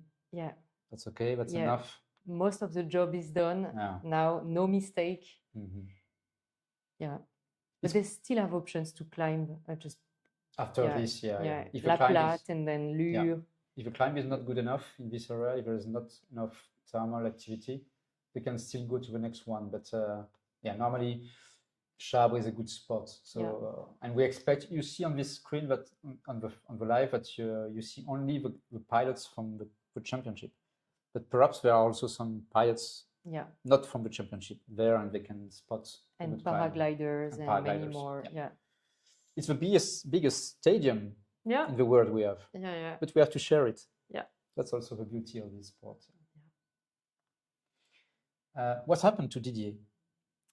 I heard he was leading. I was still in the tower, and I came back and I heard he was, Didier is leading. But what happened? You saw that? Actually, he went after the first turn point, after L'Écrou. He made a really big detour towards Tête de Lucie to climb, and the others flew straight towards Chabrière and Piolit. And it was not worth it. Yeah, it was not worth it. A lot of times during this week, you will see this kind of worth it, not worth it. Difficult to expect. Perhaps it's completely blue also. So it's difficult to read the sky. What is the energy? And the bet, okay, I go there. And for Didier, today it was perhaps not worth it. But he's still in the pack, I think. Chasing the leading pack. Or chasing pack, So the next spot will be, you expect them, with your experience here, you expect them to go straight to Lure, so the nice slope close to the airfield of Saint-Auban. Is the slope you can see just north, yes, thank you, Sebastian, just north of the start line, which is the green at the bottom of the screen. You think they will go straight, or they will have to invest on something else to go to the southeast like this? I think it's worth it to fly straight because you have nice ridges. You can expect to climb high above Lure. And then if you are high enough, maybe 2.5 above Lure, you can fly straight. So toward the plateau. Can't go 2.5. Oh, that's true. There is airspace. Even on Sunday. Yes. Air 71 is closed. Okay. Okay, so they cannot climb so high. That's a good point. So maybe indeed they may invest to the left, so to the east of the track, towards the mountains actually. So they may, exactly like this. It's one solution, It's one solution, But if they make like 2000, I think at what altitude we have Sri Victor now, Mr. Maximilian says? Can you get this? Says. Mr. Max. Oh, 2.6. Wow. Yeah, that's nice. Oh, so I think they will make a... maybe straight. Straight. It's a lot of questions in the cockpits. I never made any Grand Prix. You made a Grand Prix or never? No, never. We both never made a Grand Prix as a competitor, but we are making normal, I would say, championships. And it's always a big question in the cockpit about, is it worth it? Just 30 degrees detour, 1 o'clock. How much more I need to be faster than the one who make just straight and accept that they will perhaps have a bit less climb rate and speed to gain altitude. But definitely with 2,700, high enough to fly straight. Let's go straight. So just in front of Sri Victor, if you follow this line going to the next standpoint with the small arrows, they will go to one mountain we call La Platte, and Charlie Tango is the first to push. But I think Charlie Tango is a bit lower compared to Sri Victor, so he tries to take the lead, to bet. Not easy. So Charlie Tango close climb bar, he's 1,991 meters, so a bit short of 2,000 meters. And Juliet Golf and Sri Victor, they are, I think, much higher now. Like a 600. And this area, if you arrive too low, it can be the big mistake. But at one point, they know that only the first 9 pilots get some points. That's it. So you need to do something. And if you feel that, okay, I have no chance, if I just keep going with them, I have no chance to get a point. So let's try something. Let's push. That's what's made Grand Prix really challenging and exciting as well. it's a bit of a different sport compared to the normal gliding championships, but I know that it makes also the pilot really sharp in the decision. You were talking, I heard about one circle is 30 seconds, and 30 seconds It's a lot. enough to make between the first and the finish line and the ninth, it can be 30 seconds Yeah. sometimes. So Between just 10 and 0 point, Yeah. 30 seconds. just one Yeah. circle Yeah. too much. We are always talking about one circle too much or one too less when we do some debrief sometimes. Yeah. But yeah. So try tango pushing on this fourth leg now, going to the southeast. And the general situation is that the pilots, they were on quite high mountains on the north part of a race. Yeah. And they quit these high mountains to go to the west. They are a bit lower. And now they will even go on a lower part as terrain-wise. So the terrain is much lower. It's still mountain area, Yeah. definitely, Yeah. but it's different. And that's why also it's a different game. I had a lot of questions this morning about the design of a task, of a race. And this is one of the points we are making here, also to make this variability during the race. Because if we make it, okay, we go to the high mountains and we are coming back to the high mountains direct to the finish line, the race is over when you are on the top on the high mountains. It's just gliding and it's over. But by making this kind of, no, you will go to the low terrain again, and then you will have still some job to do before you make your final glide. This makes also a bit of disturbance in the race, and perhaps the one chasing will catch up. So that's a good thing about this area in the Provence area. Yeah, especially on this task, at the end, you need to cross some paths. You really need to be high enough at some key points. So these are going to be really challenging sections for the pilots. So big differences can emerge there. Yeah. We fly a lot in this area because it's the National Center for Gliding Sports for France. So the French team is making a lot of training camps. But the people from all around the world, they know also this area when they want to learn mountain flying and to be fast also in somewhere special weather conditions with mountain. But yeah, you know exactly the feeling when you are making this. There is a pass and you're just enough energy, and then the wind is blowing you down first, and then it's pushing you up and you get energy, and then you can push and faster and faster. So we know that in the cockpit it will be like sometimes a bit tense, like I'm a bit low, and then wow, big relief in the cockpit, and you can feel all the power from the air mass pushing you up and up and up. A lot of energy. It's really nice sport also for that. So we got on the right of the screen, you can see the altitude. It's altitude compared to the mean sea level. So 2,500 meters for the highest pilot, and everybody is quite high. Yeah. So no issue on this. And they are already thinking about this limit. Just on the top right corner of the screen, this is where there is what we call an airspace. An airspace is, you can't enter this airspace. So they will have to be below 2,300 meters in this airspace. And so that's why they are managing to be not so high and just cruising and pushing. We saw the speeds just before, and we saw they were really fast, actually, maybe just trying to dive into the airspace. So 200 kph, Yeah. It was quite fast.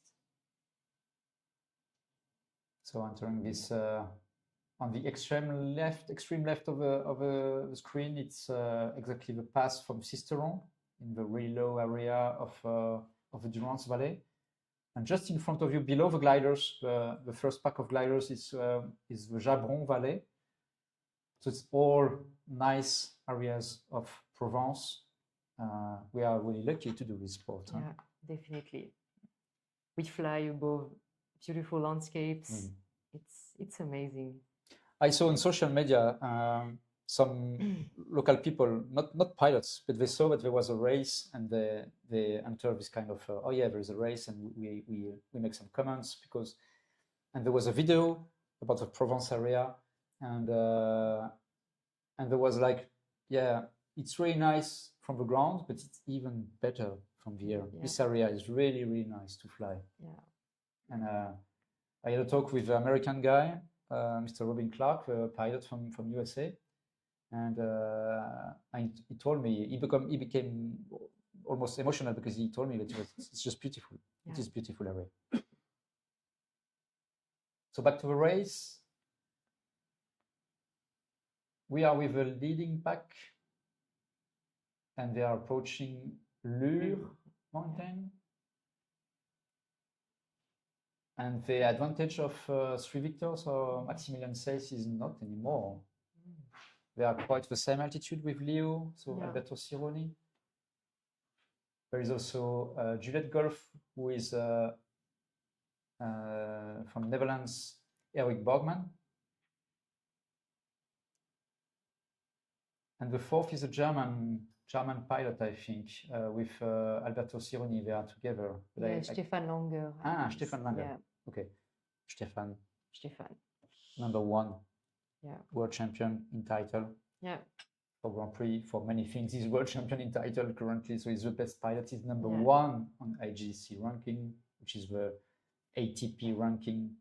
If you don't do rackets, you do gliding. He's the number 1, Yeah. so he's the best pilot currently. And he's quite young, 32 years old. Yeah, which is really young for Yeah. to be world champion in Yeah. gliding. It's an experience sport, yeah. But I'm really happy to see my friend Mario still Catching there. up. Yes, definitely. Yeah. I know that Mario has a big group of fans, also because we know that he is really capable to be world champion. So we have an eye on him. He was there 20 years ago on the first final Grand Prix in Saint-Auban, and he almost won. He came again, and he almost won.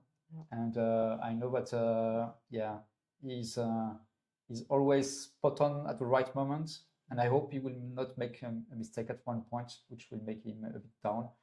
But he's in the pack. But we have youngsters. You can see Sierra also, just on the left of India. Stanislav, the Polish guy. Yeah. So Stanislav. Stanislav. Yeah. Stanislav from Poland. And Stanislav is Mr. Kawa. So Sebastian Kawa is not here. And if you are in gliding sports, when you say Sebastian Kawa is not here, you say, wow, Sebastian Kawa is not here. But Stanislav is in the group of training camp of Sebastian Kawa. Yeah. And it will be also really interesting to see what happens in the next days. And he's here. Spot on. First day, already here. Yeah. With a leading pack. And that's really interesting. So no problem for airspace. They are everybody below 2,300 meters. And we are just passing the start line. You can see on the right part, just on the right of a group of gliders. It's the start line. They made 1 hour and 30 ago, something like this. And as expected, you can see that in front of them, on the top right of the screen, it's the next turn point. Yeah. And I'm not sure they want to go direct. No. It's Given like now, their altitude, their current altitude, they may invest on the topography, on the mountains to the left, because flying straight in this situation, you may arrive very low on the Serre de Montdenier mountain. Yeah. So this will be it's really interesting because it's an event in the race. So they don't trust the fact that let's just fly straight on the plateau. Yeah. And we will see. No, but I'm also interested to see what is going on behind, because if the chasing group behind says, let's do it. Yeah. Let's try it. Yeah. Let's go straight. We will see, because we have nothing to lose. No, that's it. Yeah. They can make a complete different option. Yeah. So we are on the airfield. Oh, it's exactly. Yeah. It is exactly what we see from outside. Exactly. some nice cumulus to the windows. east, but no cumulus on the track for the moment. Yeah. So you have to imagine that what you see on the screen now is going to the east. Yeah, and above us is blue. On the west, so from where they are coming, It's blue. must be like this. Yeah, from there, it's completely blue. And why they are going to this direction now? It's because they see the cumulus there, which is like, oh yeah, should be nice to go there. It's an attractive point, but I fear it's quite far away. It's way behind Wow. Ben Mountain, so Yeah. I think it's not worth it. Mhm. Oh, perfect. Yeah. Just take the cumulus satellite picture. So Yeah. all these weather, not forecast methodologies, but you are more in the risk management. Yeah, but also in the forecast, Okay. actually. Yeah. So and she's checking now about where are the cumulus, because we are always talking about circling and climbing, but circling climbing with a cumulus is like, okay, we know it is a good spot because there is a cumulus which is generated by this air mass blowing up like this. Yeah. Uh-huh. And currently, the cumulus are really on the east too much side. on the east. Yeah, too much to the east, as forecast, actually. So it's not worth it to fly there. Thank you, René. And now, Yeah. Oh, so yeah, they dare going straight. yes. Finally, let's go straight. We go Yeah. left a bit. It's Not worth a it. big investment going Not to worth the it. left. It's Yeah. it's too much. So let's go straight. And Hotel Charlie, by making a bit of a different path, was able to catch up also. Björn Gitzel from Germany. Really Quite young high. also. So new generation of pilots. And then just behind this this group with Stefan Langer and Maximilian Seys, so Sierra Fox and Sri Victor, we have, I would say, the chasing group with a leader India, so Mario Kisling, our Super Mario from Germany, leading this group. But you can see that Stanislav Biela is here from Poland, Eric Borgman from Netherlands, Mr. Tyle. I'm always making, I'm sorry, Tyle. Schmelzer, if I don't pronounce your first name right, but from Belgium here. Yankee 4 is Mr. Stefan Stefan Göttler. A lot of new pilots, but also this Mario and Eric Borgman who are chasing the two pilots in front. And you can see that now the two leaders are making something different. They don't stick together. Maybe they're trying to find a thermal. Yeah. It's time to find something. Yeah.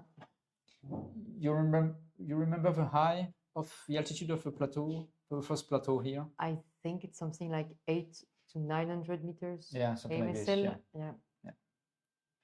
So when you see the numbers now on the small labels on your screen, you can see 1,600 meters. So they are just around 800 meters above the ground, which is the right time to do something. Yeah.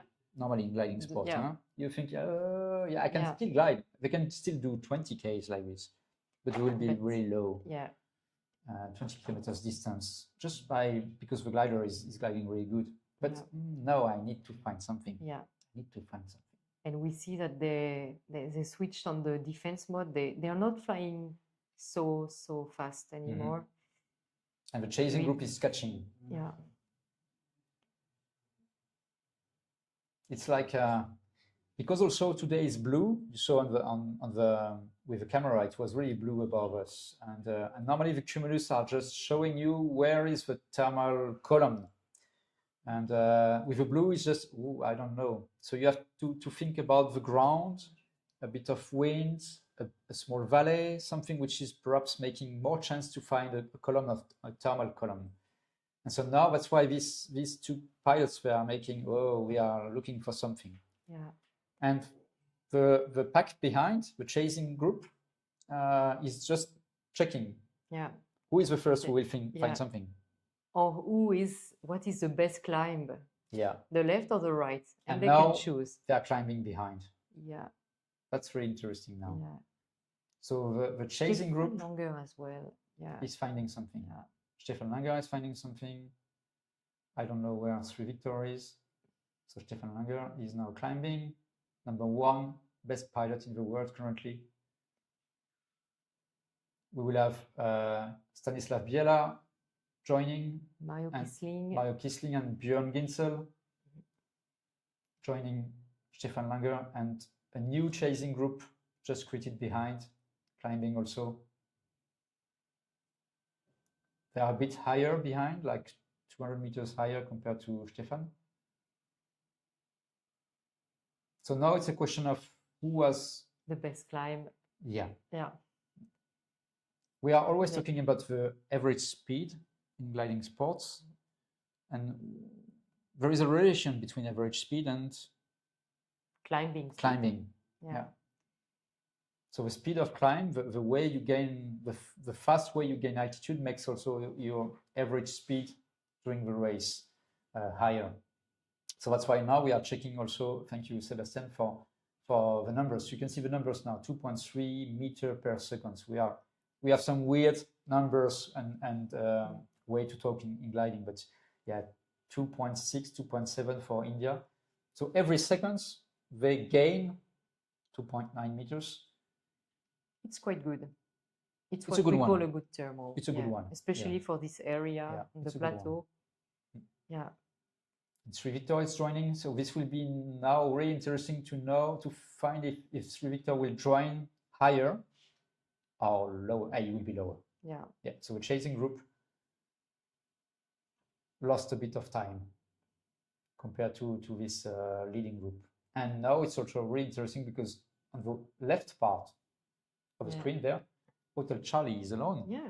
But in a nice position. Yeah. It's not that low. Not that low. He will arrive on north of Serre de Mondenier at the minimum altitude you should be here, just so as to take advantage of the reach, turning again and then back on the reach, and then it's quite easy. Ben, Cousson mountain, yeah. It can go fast now. It can really accelerate and yeah. So Hotel Charlie from Germany, Björn Ginsel, a young guy entering the final. It's the first final Grand Prix for him. But he made a bit different ID just when after the turn point of Orpierre, so the turn point before. He made it a bit more east, closer to the ridges and the mountain on this leg. And it seems that it pays off for now. Yeah. We know that this area, the eastern part of the plateau, is also a good spot normally to get some thermals. But then perhaps he has enough to go directly to the ridge. So Björn Ginsel, new leader, not so high, but still okay. And then a big chasing group, which is in fact with two groups, because we have a bit of this altitude shift in between the two groups inside. And one with Stefan Langer, and the second one with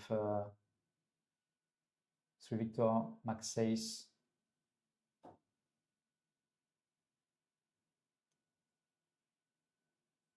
So what would you do when you are Mr. Ginsel, 1,400 meters? It's a bet? Yeah. Yeah, because the ridge of the Serre de Mondenier is usually good in thermal conditions. So I would expect strong thermals on the ridge, and also breeze just also working on the ridge. But yeah. Tiny bit low. Yeah, maybe a little bit low to be comfortable to catch a good one. Maybe we can lose time. Or maybe if he finds something here, it's, looks good so far. Up and down. Up and down, yeah. Not so easy, but I think he made a really nice glide in this leg. So even if it's not higher, it will be exactly the same altitude as the others, yeah. Catching now. So we start the race again. There is a next race coming in a few minutes. So this is a beautiful area of As Valley, running from the area from Digne-les-Bains on the left of the screen. And I'm just going to Durance Valley on the right of the screen. It's also one of the beauty of flying in this area. Oh, and I can see that Björn is leaving. So the thermal was not good enough and he's leaving. Yeah. So it's a nice thing about this area also because we had some mountains and now we have some plateau and now we have mountains again. And I can see what is the spot he's looking for. You know exactly the altitude you need to go to Sailplane? Do you think he knows? I don't know, but so far it's okay. But he won't be able to catch the reach, the highest reach. He will just go on the first slopes. The foothills. Yeah, the foothills. Yeah. But it can work. Can work, yeah. But you need to be really at ease with spiraling on the slopes. So close to the ridge, close to the ridge, terrain, yeah. Many pilots from Germany even know exactly this area because they fly in Prix-Moisson. Yeah. And Prix-Moisson is just right off Hotel Charlie for 6-7 kilometers on the plateau. It's a beautiful airfield and well known from the German because they many times they make some training camps in this area. So he knows, I think he knows. Yeah. But he knows also it can be tricky. Yeah, it can be tricky, yeah. I think Serre de Montdionnet is a towing point. They tow. Yeah, they tow direct. Yeah. But when it's good, they tow on the foothills. Yeah. So he should know the spots. And in the cockpit from India, if we can see from India's point of view, so Mario Kisling, we will see now, do I catch him? Yeah. I will be able to catch him or not. Oh. How is climbing? But it seems to be not so good. And Mario is just, I need to just arrive at the same altitude. I would be happy. That's it, yeah. Oh, and in front of India. He climbs, yeah. There is Sierra Fox, okay, Stefan Langer. Yeah, we have a bit of poor data from Stefan, but it's Stefan Langer, and I just check at what altitude is. Okay, same altitude, a bit higher compared to Björn Ginsel.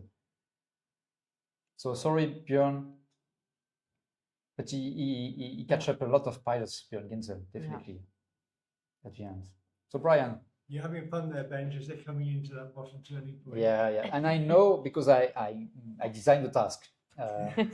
So I know that at this point, okay, you need to find a climb. I'm really happy that they are all together.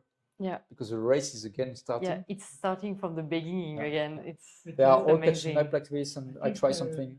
There are 15 in this group. Yeah, 15? So, I think there's 15. So tactically, some of these guys are going to get it just right. Yeah. They're going to be, but there's one sticky spot here to come. Yeah, they need.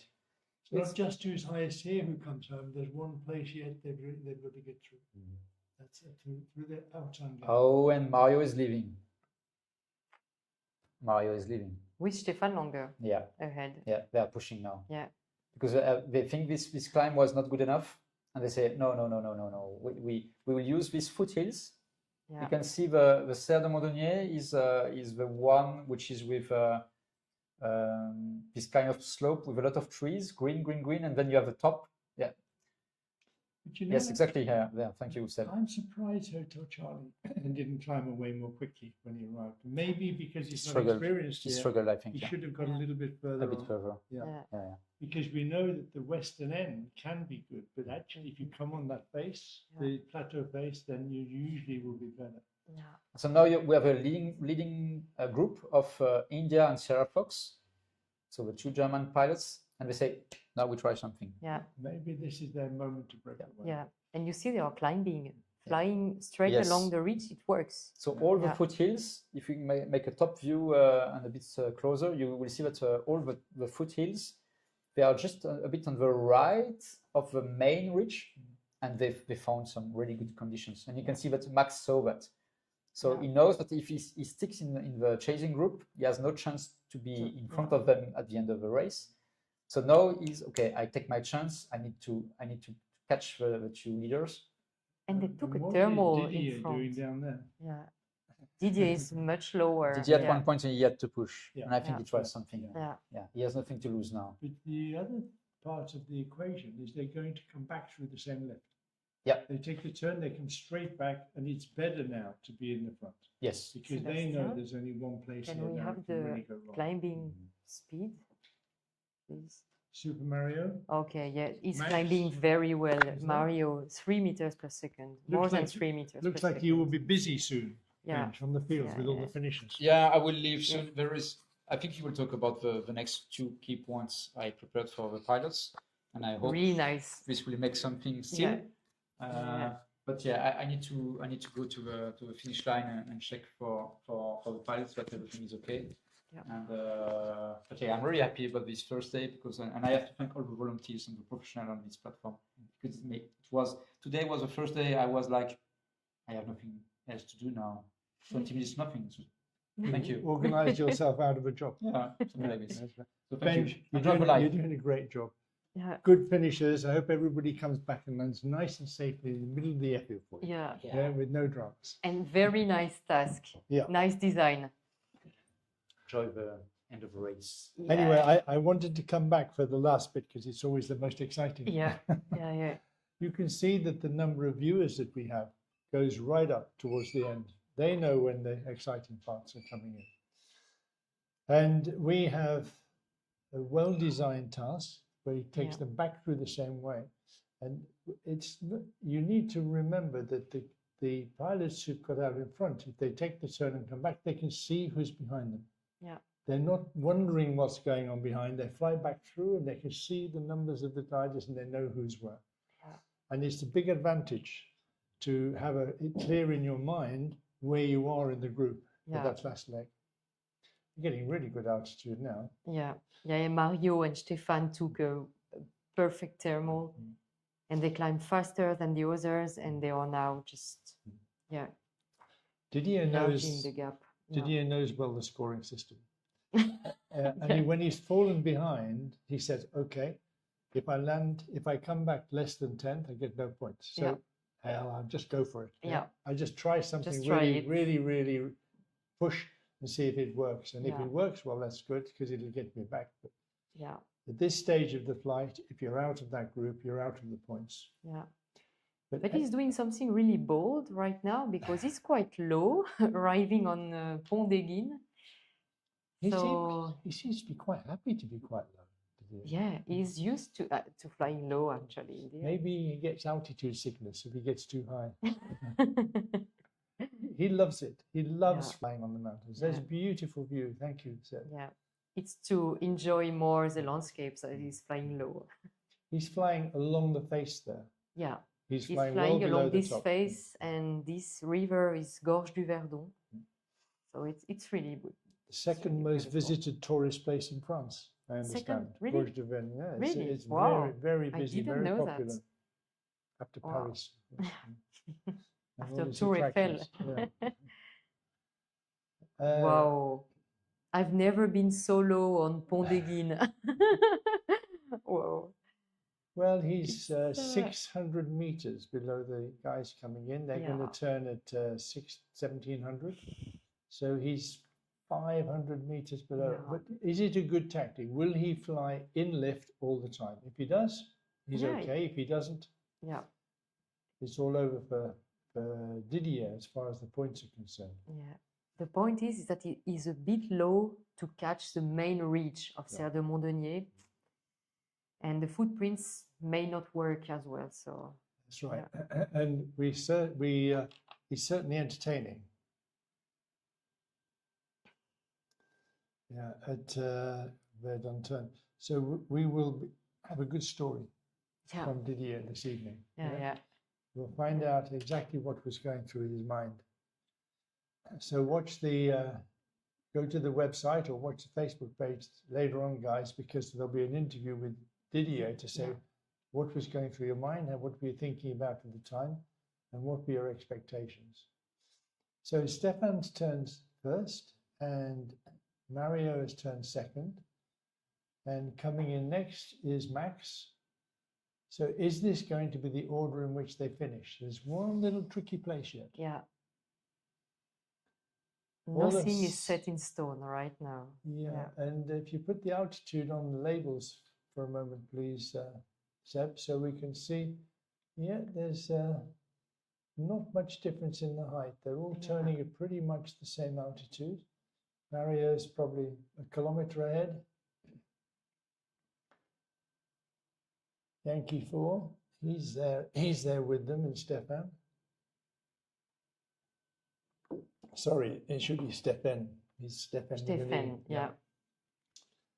And Alberto is still there. Mm-hmm. And- Stanislav and as well. Stanislav as well. Yeah. Yeah. So predictable first bunch. Somebody's going to stop and climb. Who is going to want to just keep running and running and running with Mario? And who says, okay, the way to get to front of this is to take a little bit of the top up here and then run over the top.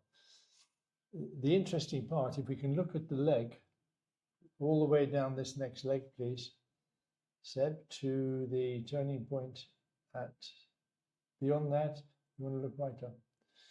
So what do you think? It's a pretty straight run to Yeah. the next turning point. This one is really obvious for me because you have Serre de Montdenier first, then Ben, which are two ridges where you can at least glide in without losing too much altitude, maybe even climb.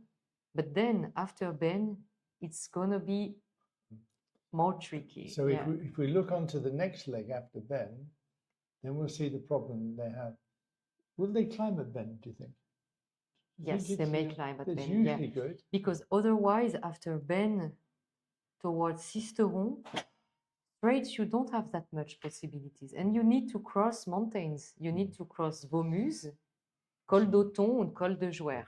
So if we look along the next leg, and we can draw the pen on here, this is the area, I think, Yeah. that they have to cross.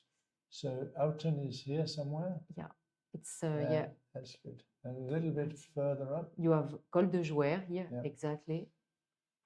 So when they leave Ben, they must have enough altitude to, even if they climb on the beak, that's the only option. They must have enough altitude to get over the col Exactly. to Auton. Yeah, exactly. After that, it should be plain sailing. Yeah, yeah. I wonder how, not really worked it out, how much altitude do we need at Ben to make Auton? 2,000 meters? At least okay? 2,000. 1,800? Yeah.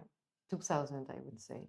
So we go Because back again to Auton, the you base. need to be at least 1,400 meters Mm. above mean sea level to cross. Yeah. Optimistically, we calculated that if you had 1,400 meters at Auton, you could be on final line. Yeah. Mm. But visually, Yeah, being yeah, at yeah. this altitude at Auton, you're not comfortable. No. Really not. But if you just do the numbers, you think, yeah, okay, we could be on final line. Yeah. But it's blue, But yeah. and they're flying down the middle of the valley. Yeah. So there's no guarantee you won't have negative energy in the final glide. So who's going to take the risk to push and push and push? Mhm. Mario's coming off the end of Montdenier now. So we'll see what happens when he comes into Ben. And if he stops to climb. I don't think he climbed on No, that ridge. no, I think he no, just no, ran no. the ridge all the way along. Yeah. The town of Dean is just on the other side of the turning point. And you can see running off into the distance to the right and to the north is the Bocco and the Montagne Blanche and the Coupe and Mhm. all those places. Yeah. So it's like being back home already. If you're back to the bend, it's like, you're local. Yeah. It's always difficult to come back local and then fly away again. Yeah, and if you cannot climb at Ben summit, you need then to make an investment to the east towards La Bigue and then Auton, because flying straight here doesn't offer many climbing opportunities. So, But if they don't manage to climb up, then they will be low and have to go around back onto the route and back towards the airfield because they cannot climb over. yeah, that's And the Vigue, what altitude would we like to arrive there? 14. 14. Yeah. Okay, so that's only 200 meters. He's got it, so he pretty much needs to climb. Yeah. Yeah. Yeah. It's really getting important to be able to climb. And west wind, sunshine, evening, should be fine. No Should be fine. worries. Yeah. And we can see Ben from here. No cumulus cloud on it, but yeah, looks good. And the wind on the airfield is a south wind, and that's usually good. Yeah. But as we That's go down breeze. the valley towards Ben, Yeah. that's proof that it really is blue. So thank you. Mario, what are you going to do? And Mario and Stefan together is a good combination. If they are together, they'd be happy to finish together on the first day. There will be a little bit of competition first, second, but it's still not over because the Max isn't very far behind. Yeah. And Stefan isn't very far behind. And Eric Borgman's not very far behind. And there's no difference in the altitude. And the others are not so far behind. Actually, it's. So what happened to Kilo Whiskey? Where's he got to now? Has he climbed him back up and caught up, or is he still struggling? Okay. No, he's back up. Yeah, He's back up and he's 7. coming, but he's a long way behind now. Yeah. He's probably 8 or 9 kilometers behind now. At least, yeah. Yeah. So he's going to struggle to be in the numbers, to be in the points tonight. And Mike is struggling along low down there, still going the other way, but he's still coming. And we have Conrad is doing okay. He's for his first competition flight in the mountains. He's doing okay. And Lima Zulu is Jintas. We haven't spoken about Jintas much, but he's there. Yeah. And you watch Jintas. He's tactically very good during the competition. He will get a little bit better and better each day as he gets his confidence. So it's interesting. Nobody thermals on the Ben summit. So what we see then, it's pilots flying towards Cousson mountain.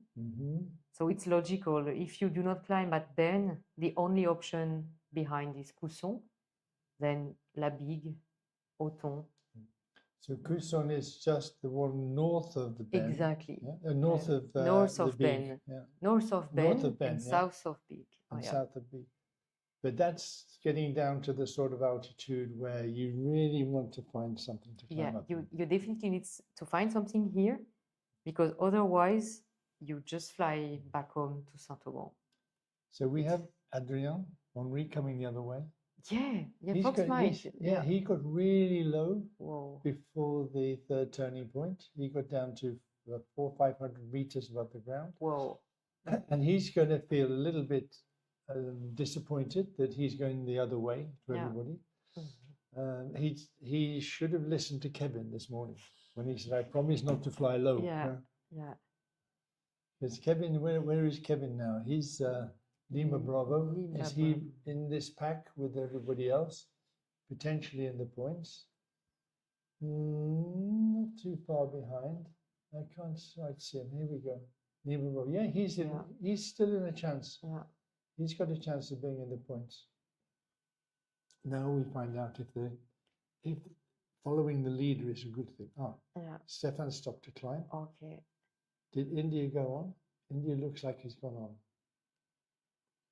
He has a chance to find something on the west side of Cousson, but usually the best slope at this time of the day is clearly the southern side. Because it's quite early, Early in the day, yeah. Early in the afternoon, it's not late.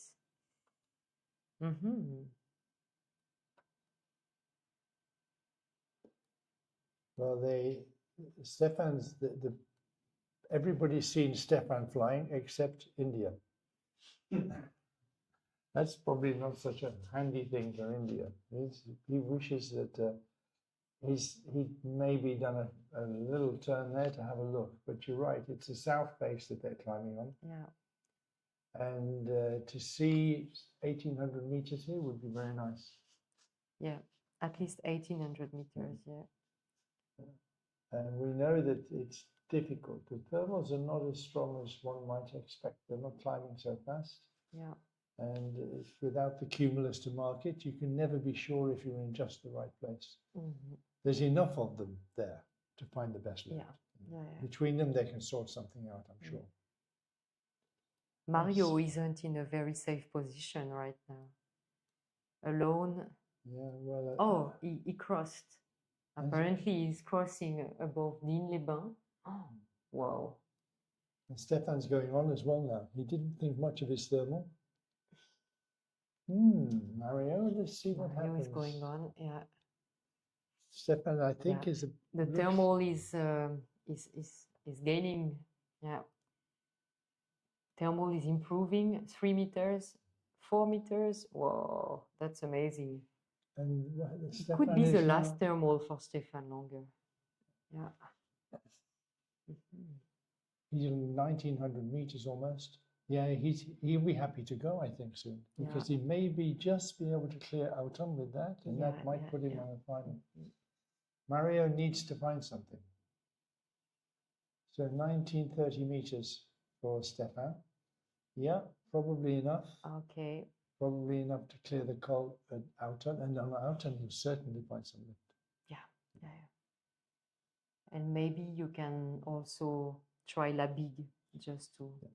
All the wind that's flowing up this valley now turns right, goes down Vermouse and goes up Autumn. Yeah, exactly. Very convenient for the glider pilots. That's from perfect. Saint-Auban. So the Bigue is this one, then we mark here. Exactly. No, and then this way. Yeah. I think a little bit more to the left maybe, but yeah, that's the sort of, that's where he's going. And India is there somewhere. India is on the Bigue. He's not got his data at the moment, but he's trying to climb there. It gets more tense now in the cockpit. Yeah. Clearly. Stefan will be thinking, yeah, I can't see anybody in front. Plenty of people behind. I've got a good height. Mustn't make a mistake. Yeah. The guys behind are thinking, we're a bit behind. How can we catch up? And some of them will be very happy with their position, and some of them will want to push a bit further forward. Because the really, really important thing is to be at the top in the last thermal. Yeah. And that's at the top at Autumn and be able to leave first. And at the moment, Stefan looks favourite for that. But any one of these guys, there's Eric. He could be there at the top. He's doing pretty well now, and he's only a kilometre or so behind. Yeah. So how far they got to run now? I think that this leg is 43 kilometres. And then 23. Yeah. 43 kilometres, but it's only about 25, 30 kilometres to the col, which is nearly 1,000 meters, but 800 meters if there's no energy. And so they're not going to be that high. Probably the Bigue is going to be really important to them to climb on. We need to have our own LX9000 here, so we can actually see it. Mario appears again. Yeah. Could we put the energy, the table up, please, Seb? The final glide. Let's see what it shows us.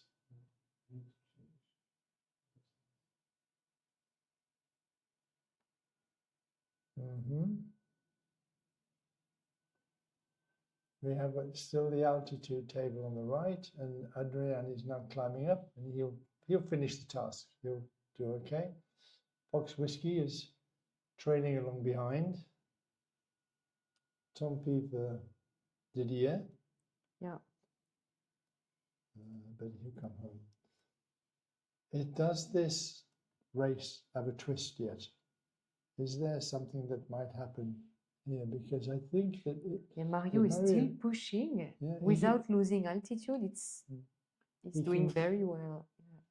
He can go on to before the Manche. This one here is Auribeau. Auribeau. Yeah, Auribeau or Auton. So, but the backside of Auton is not going to be any No, use. no, He no, has to be on the yeah, west on the west side. side, definitely. Yeah, And to get on the west side, he's got to be 1,300 meters to get through.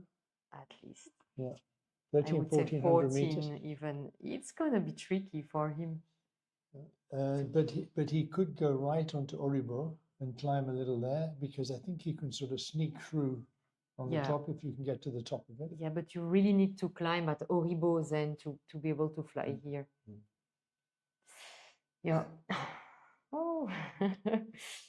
A bit of tension in the cockpit now, right? And can we look down on the group with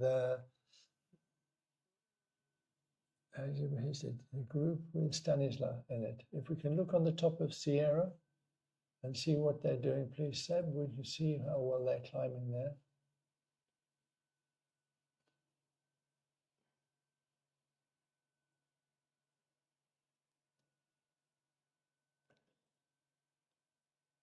Maybe we zoom in a little bit here. It seems they are climbing. Yeah, we're not getting a change in the picture here to focus down. We've got Eric on the bottom. Eric's climbing 2.6. Well, that's okay. Stefan Langer is climbing as well. Yeah, you wouldn't want to leave that, would you? With this No, situation. I would really want to be at 1800s minimum, just to be sure to cross Auton. Eric's taking a bit of a risk going out. Yeah, Stefan's being cautious here and climbing right up with Stanislas and Max. I think that they're looking comfortable now. They're coming up to an altitude which is much more comfortable.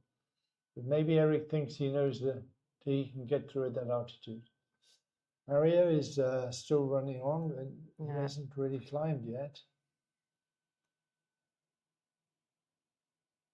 He will do it. He's very, very slow at the moment. Whoa, it must be impressive now in the cockpit. This altitude here.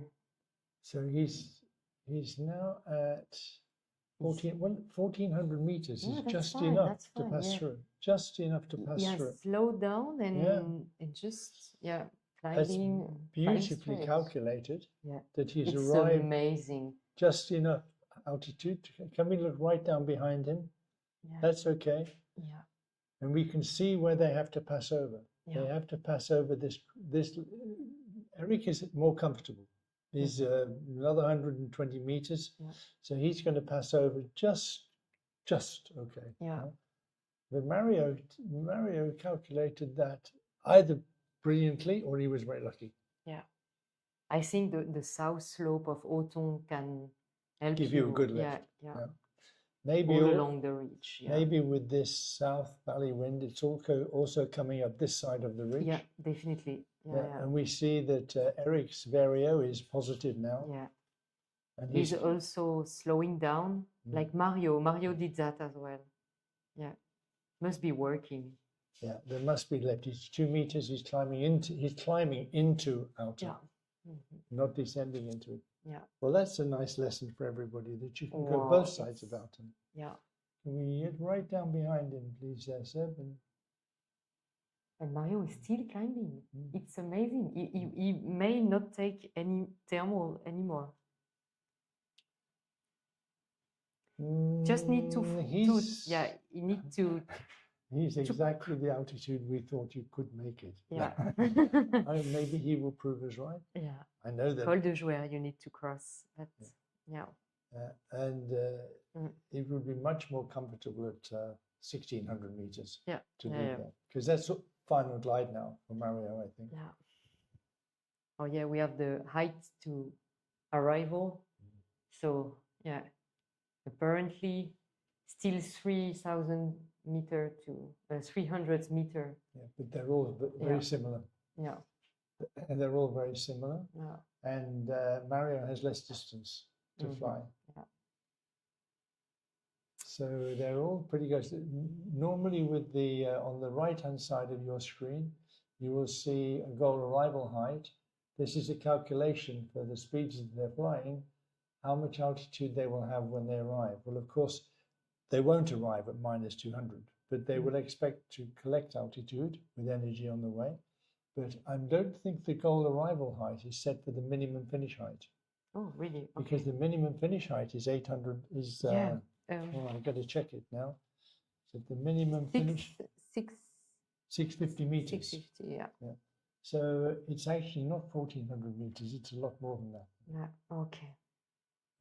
And so we're looking at arrival at Saint-Auban. Maybe 1400 would have been enough, but no, because they're going to need quite a lot more. Yeah. And Mario has gained some, but where's he going to collect the extra energy he needs to arrive at 650 meters? He has about 23, 30, 35 kilometers to go, and he's 800 meters above the minimum finish height. Yeah. That's not so bad. Yeah.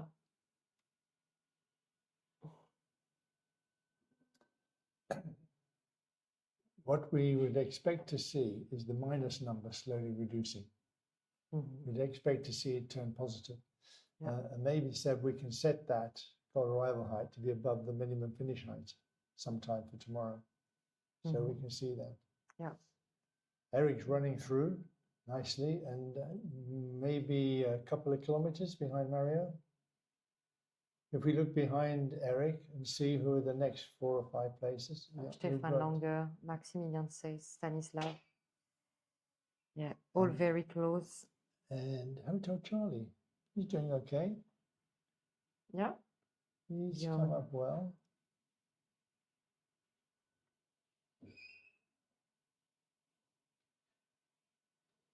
Vaughan is there in the end, that's good. And Yankee 4, he's done well, Stefan.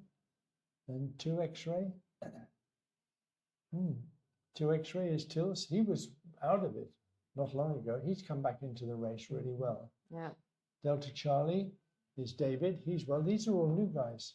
This whole bunch have come back in. They must have got a little bit extra on one of the early clients and brought them back into the game again. Yeah. Oscar Tango is there. He'll be happy. He'll be happy to be there, but he's at the moment out of the points. Yeah. But he is higher. And that may well give him a little bit of an advantage on the 2 or 3 gliders in front of him. It's difficult to count back now, but the first 10 gliders have probably got final glide. We can see that Stanislas is looking positive and Stefan's looking positive. Yeah. Mario, we've lost him again. Much higher than Mario at the same point. I fear Mario is a little bit low for the finish line. There's not much in the way of energy after that. Yeah. And then you told me a place you called the Hook or the Spiral or something by Sistron. Oh yeah, the Baume. The Sisteron Pass, La Baume here. Yeah, you need to be minimum at 1100. Really? So maybe a little bit less with these gliders, full of water, but yeah. What always surprises me about this is that pilots like Mario are so competent, so experienced, that you think, he's really pushing it, but he does it. Yeah. He comes home. Yeah. And he has a good margin of safety to make. If he starts to fall down on the final glide, he still can get to the airfield, even though he doesn't make the minimum height. That's true. Yeah. But he's not a lot of height now coming in. Can we look down on the turning points there to see Mario turning? And then we can check his distance as he turns. As he turns, he's got... As he turns, it's 26 kilometers from finish line. Yeah. And he has to finish at 650 meters. Yeah. So who's good at maths? That's nearly 30 kilometers. Yeah. 30 kilometers of 1 in 30 is a kilometer of altitude. Yeah. Let's say he makes 1 in 35. That's still pretty marginal. Yeah. That's pretty tight. That's pretty tight, yeah. I wonder if Mario feels nervous. We must make a note. Ask Mario if he was nervous. Because I would be. I would be so nervous as well. Very nervous. Yeah. And Eric is going to be second to turn. And Sierra Fox, Stefan will be third to turn by the look of it. Not that much higher than Mario. Yeah. We can watch them come into the turn. Mario turned at what, 1300. It looks like Eric's going to turn at about 1400. So there's not a lot of difference between the two. Yeah. If they're confident, then maybe Mario can be confident as well. You don't normally get so many pilots making a big mistake. Although it does happen from time to time. So I think that they're fairly sure that they're coming home. You certainly wouldn't be very helpful to have to divert on this last leg. Yeah. So that's 1, 2, 3, 4, 5 we can see. Stanislas is in the points if they all come home. Who are the next 5? If we can see a little bit further back, please, Seb, and see what we got there. 2 extra. We got Tills is there. Somebody's with Tills. A little bit further back still. We can go. They're still higher than Mario at the last turn. He's 1500. Yeah. He's almost gained height coming in. And they've gone deeper into the turn. Yeah. 1490. This is going to be close. These guys are going to be very close. Yeah. And the Juliet Golf Eric, he's flying a JS3, and Sierra Fox, he's flying an AS33. So we might see some action now, and the difference between them. But you know, over the years, we've not really seen much difference in the gliders on the final glide. Yeah. The pilot who doesn't quite come, who comes back now, we claims there's a difference, but we don't have. We've measured it several times, and we never really see much difference. Yeah. These gliders are so close together in performance. Yeah. Free Victor Max, he's just a little bit below the others. In fact, he's quite a bit below the others. And we can check, we can go on to Mario and check his speed. And we'll see Mario's doing 120. That's not very quick. It's a sign that he's not overconfident about getting home high. 120 kilometers an hour at this stage. If he starts to speed up, then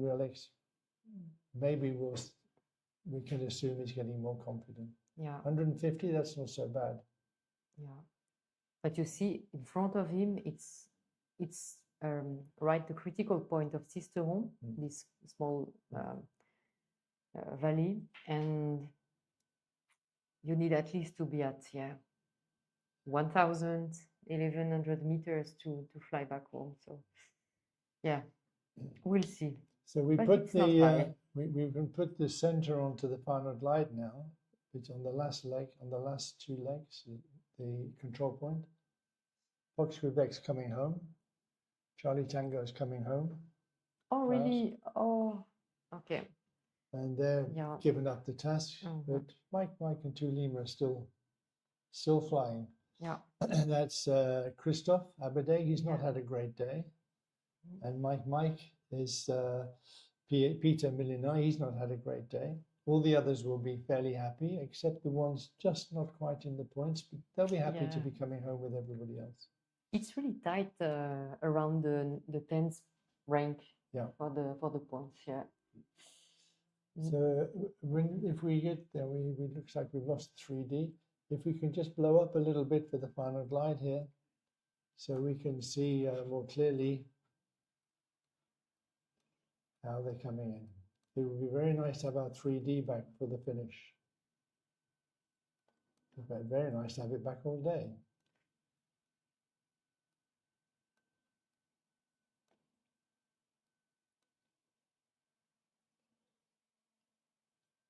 India.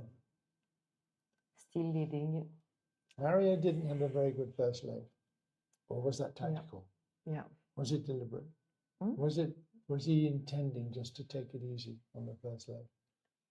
Tactically, he's been second in the World Championship, in the World Sailplane Grand Prix final twice, I think. Yeah. Yeah. So that makes him a very, very strong contender. Yeah. For this time. The second time that he flew the World Championships, the World Sailplane Gliding Championships, he was second having landed out on 2 days. So that's remarkable. Wow. Or scored 0 in 2 days. Yeah. So Eric's pushing. Yeah, it looks Eric's like they are catching up a little bit. Yeah, well, Mario, so if we look at, can we put the bottom screen on Mario, please, on India, so we can check the speeds? Yeah. They have more energy behind Mario, so Yeah, it's so- logical they can push more. Seb, Yeah, if we can put this on Mario, that would be great. perfect. They do. He's going to get past, Yeah, isn't he? he's quite slow right now. Yeah. Eric's doing 125. Mm. And Mario, he's doing similar sort of speed, 125. But look at the trajectory. He's Yeah. doing like an investment on the small hills. That's 1, 2, 3, 4. I'm Yeah. passing him. That 100 meters at Alton would have made a lot of difference. Yeah, It yeah. would have made, well, let's see what happens in the end. It's not over yet. Yeah, yeah, And he might have gained enough energy to push his speed right up. We can see that he's increasing his speed a little. I think It's the so speed was, tight. yeah, I think Wow. Yeah. if we can zoom in a little bit more, please. It's going to be close. Going Yeah, to be very close. very close. Whoa. So Eric in Juliet Golf, and Stefan, Sierra Fox, Max in 3 Victor, Stanislas in Sierra, and Mario in India, all going to be really, really close together. Mario you can't really see the actual speed because the speed we see from the screen, Yeah. I think is their average It's speed. the average speed, yeah. Yeah, and so it's not very helpful. But it's low. You see the altitude, Yeah. less than 700 meters. It's going to be hard for the And he finish has to line. stay at 650 all the way Yeah. between, and he's not got any energy with he the speed. He cannot. He No. cannot. Okay. He yeah. cannot slow down. So he cannot It's go gonna be below tricky. 650 all the way Oh, back. whoa. So Juliet Golf is taking the turn at 720 meters. Yeah, he will So do it. he's going Perfect. fast now. Yeah. Sierra Fox is going fast. So Stefan looks like he's going to come in behind Eric. Maybe Max will Mario- overtake Mario as well. Yeah, Max is going to be pushing past. Yeah.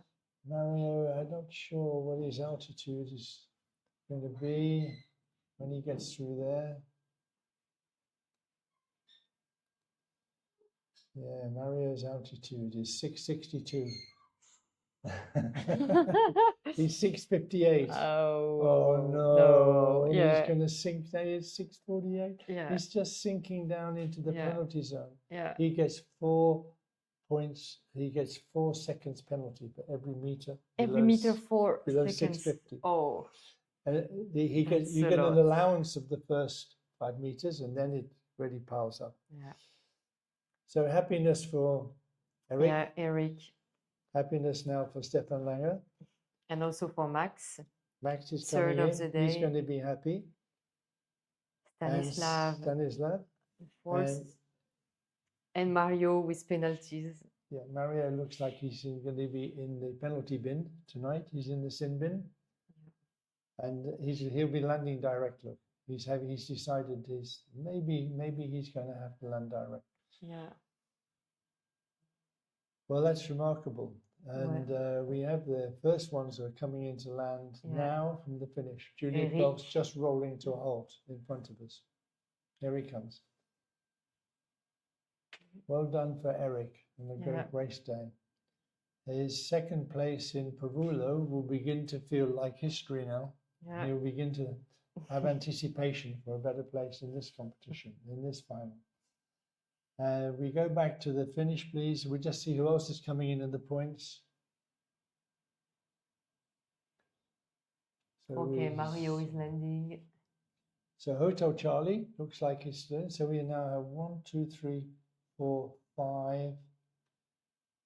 1, 2, 3, 4, 5 have finished in the points. Mario might be out of the points, but he might be in the points. It depends on the Yeah. size of his penalty. Yeah. Hotel Charlie, he's coming in next. Björn He's be happy, Kinsel. Bjorn.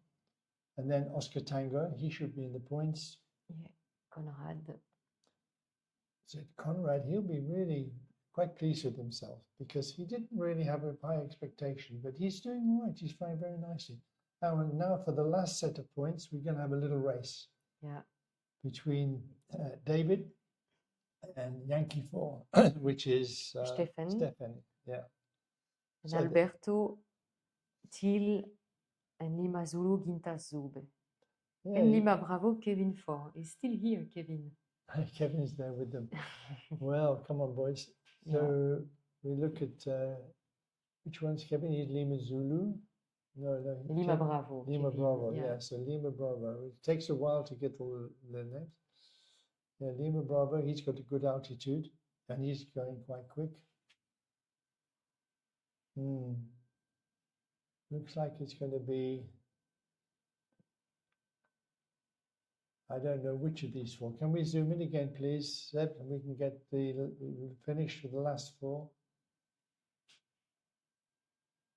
Wow, it's going to be close. If we come right Yeah, in now, very Seb, please. tight. Here we go. Hotel Charlie. Great. Just above the One, finish yeah. line. That's perfect. Shame we didn't have that before. Oscar Tango is Conrad. I think that's the end of the points, but I've sort of lost track because we've had switching from one view to another, and then the next one in line, if we can see who that is Delta Charlie. Delta Charlie might be in the points, David. Looks like Kevin might be out of the points today, but it depends on the penalty. Yeah. He could end up with such a big penalty, but who knows? You know, the information we get is only the information we get. What they get in the file from the glider might be different. It could be quite different. That's a nice finish together. Yeah. Lima Zulu, Jintas bringing up the rear in that little group there. Folks of Mike doing a fly past. Yeah. Excellent. Well, it's been a great race. Yeah. It's been very exciting. A very tactical task. A lot of changing in the lead. A lot of action. Yeah, a wonderful first day. Yeah. With very interesting flying. The Alps isn't all about flying at max 3,000 meters and big strong thermals. It's also about some delicate flying on low hills, and it's a tactical, interesting flying, very challenging for the pilots a day like this, but very good for us because it's great to watch. So we shall be here again tomorrow. We hope to be live with the start around about 2 o'clock. It depends a little bit on the weather, but we try to start at about 2 o'clock local time, which is 12 o'clock UTC. We have a lot of people watching here. We have a lot of people on the airfield enjoying the view. And we will give you a Facebook post and an Instagram post earlier on to give you the times of the day. Look out on sgp.aero for the results, and you'll see all the results coming up in the next 10 minutes or so. Well, maybe 15 minutes if we get the files back. So thanks for watching. Look forward to seeing you all tomorrow. Bye-bye from me and bye-bye from Maud. See you tomorrow. Bye-bye. See you tomorrow. Thanks.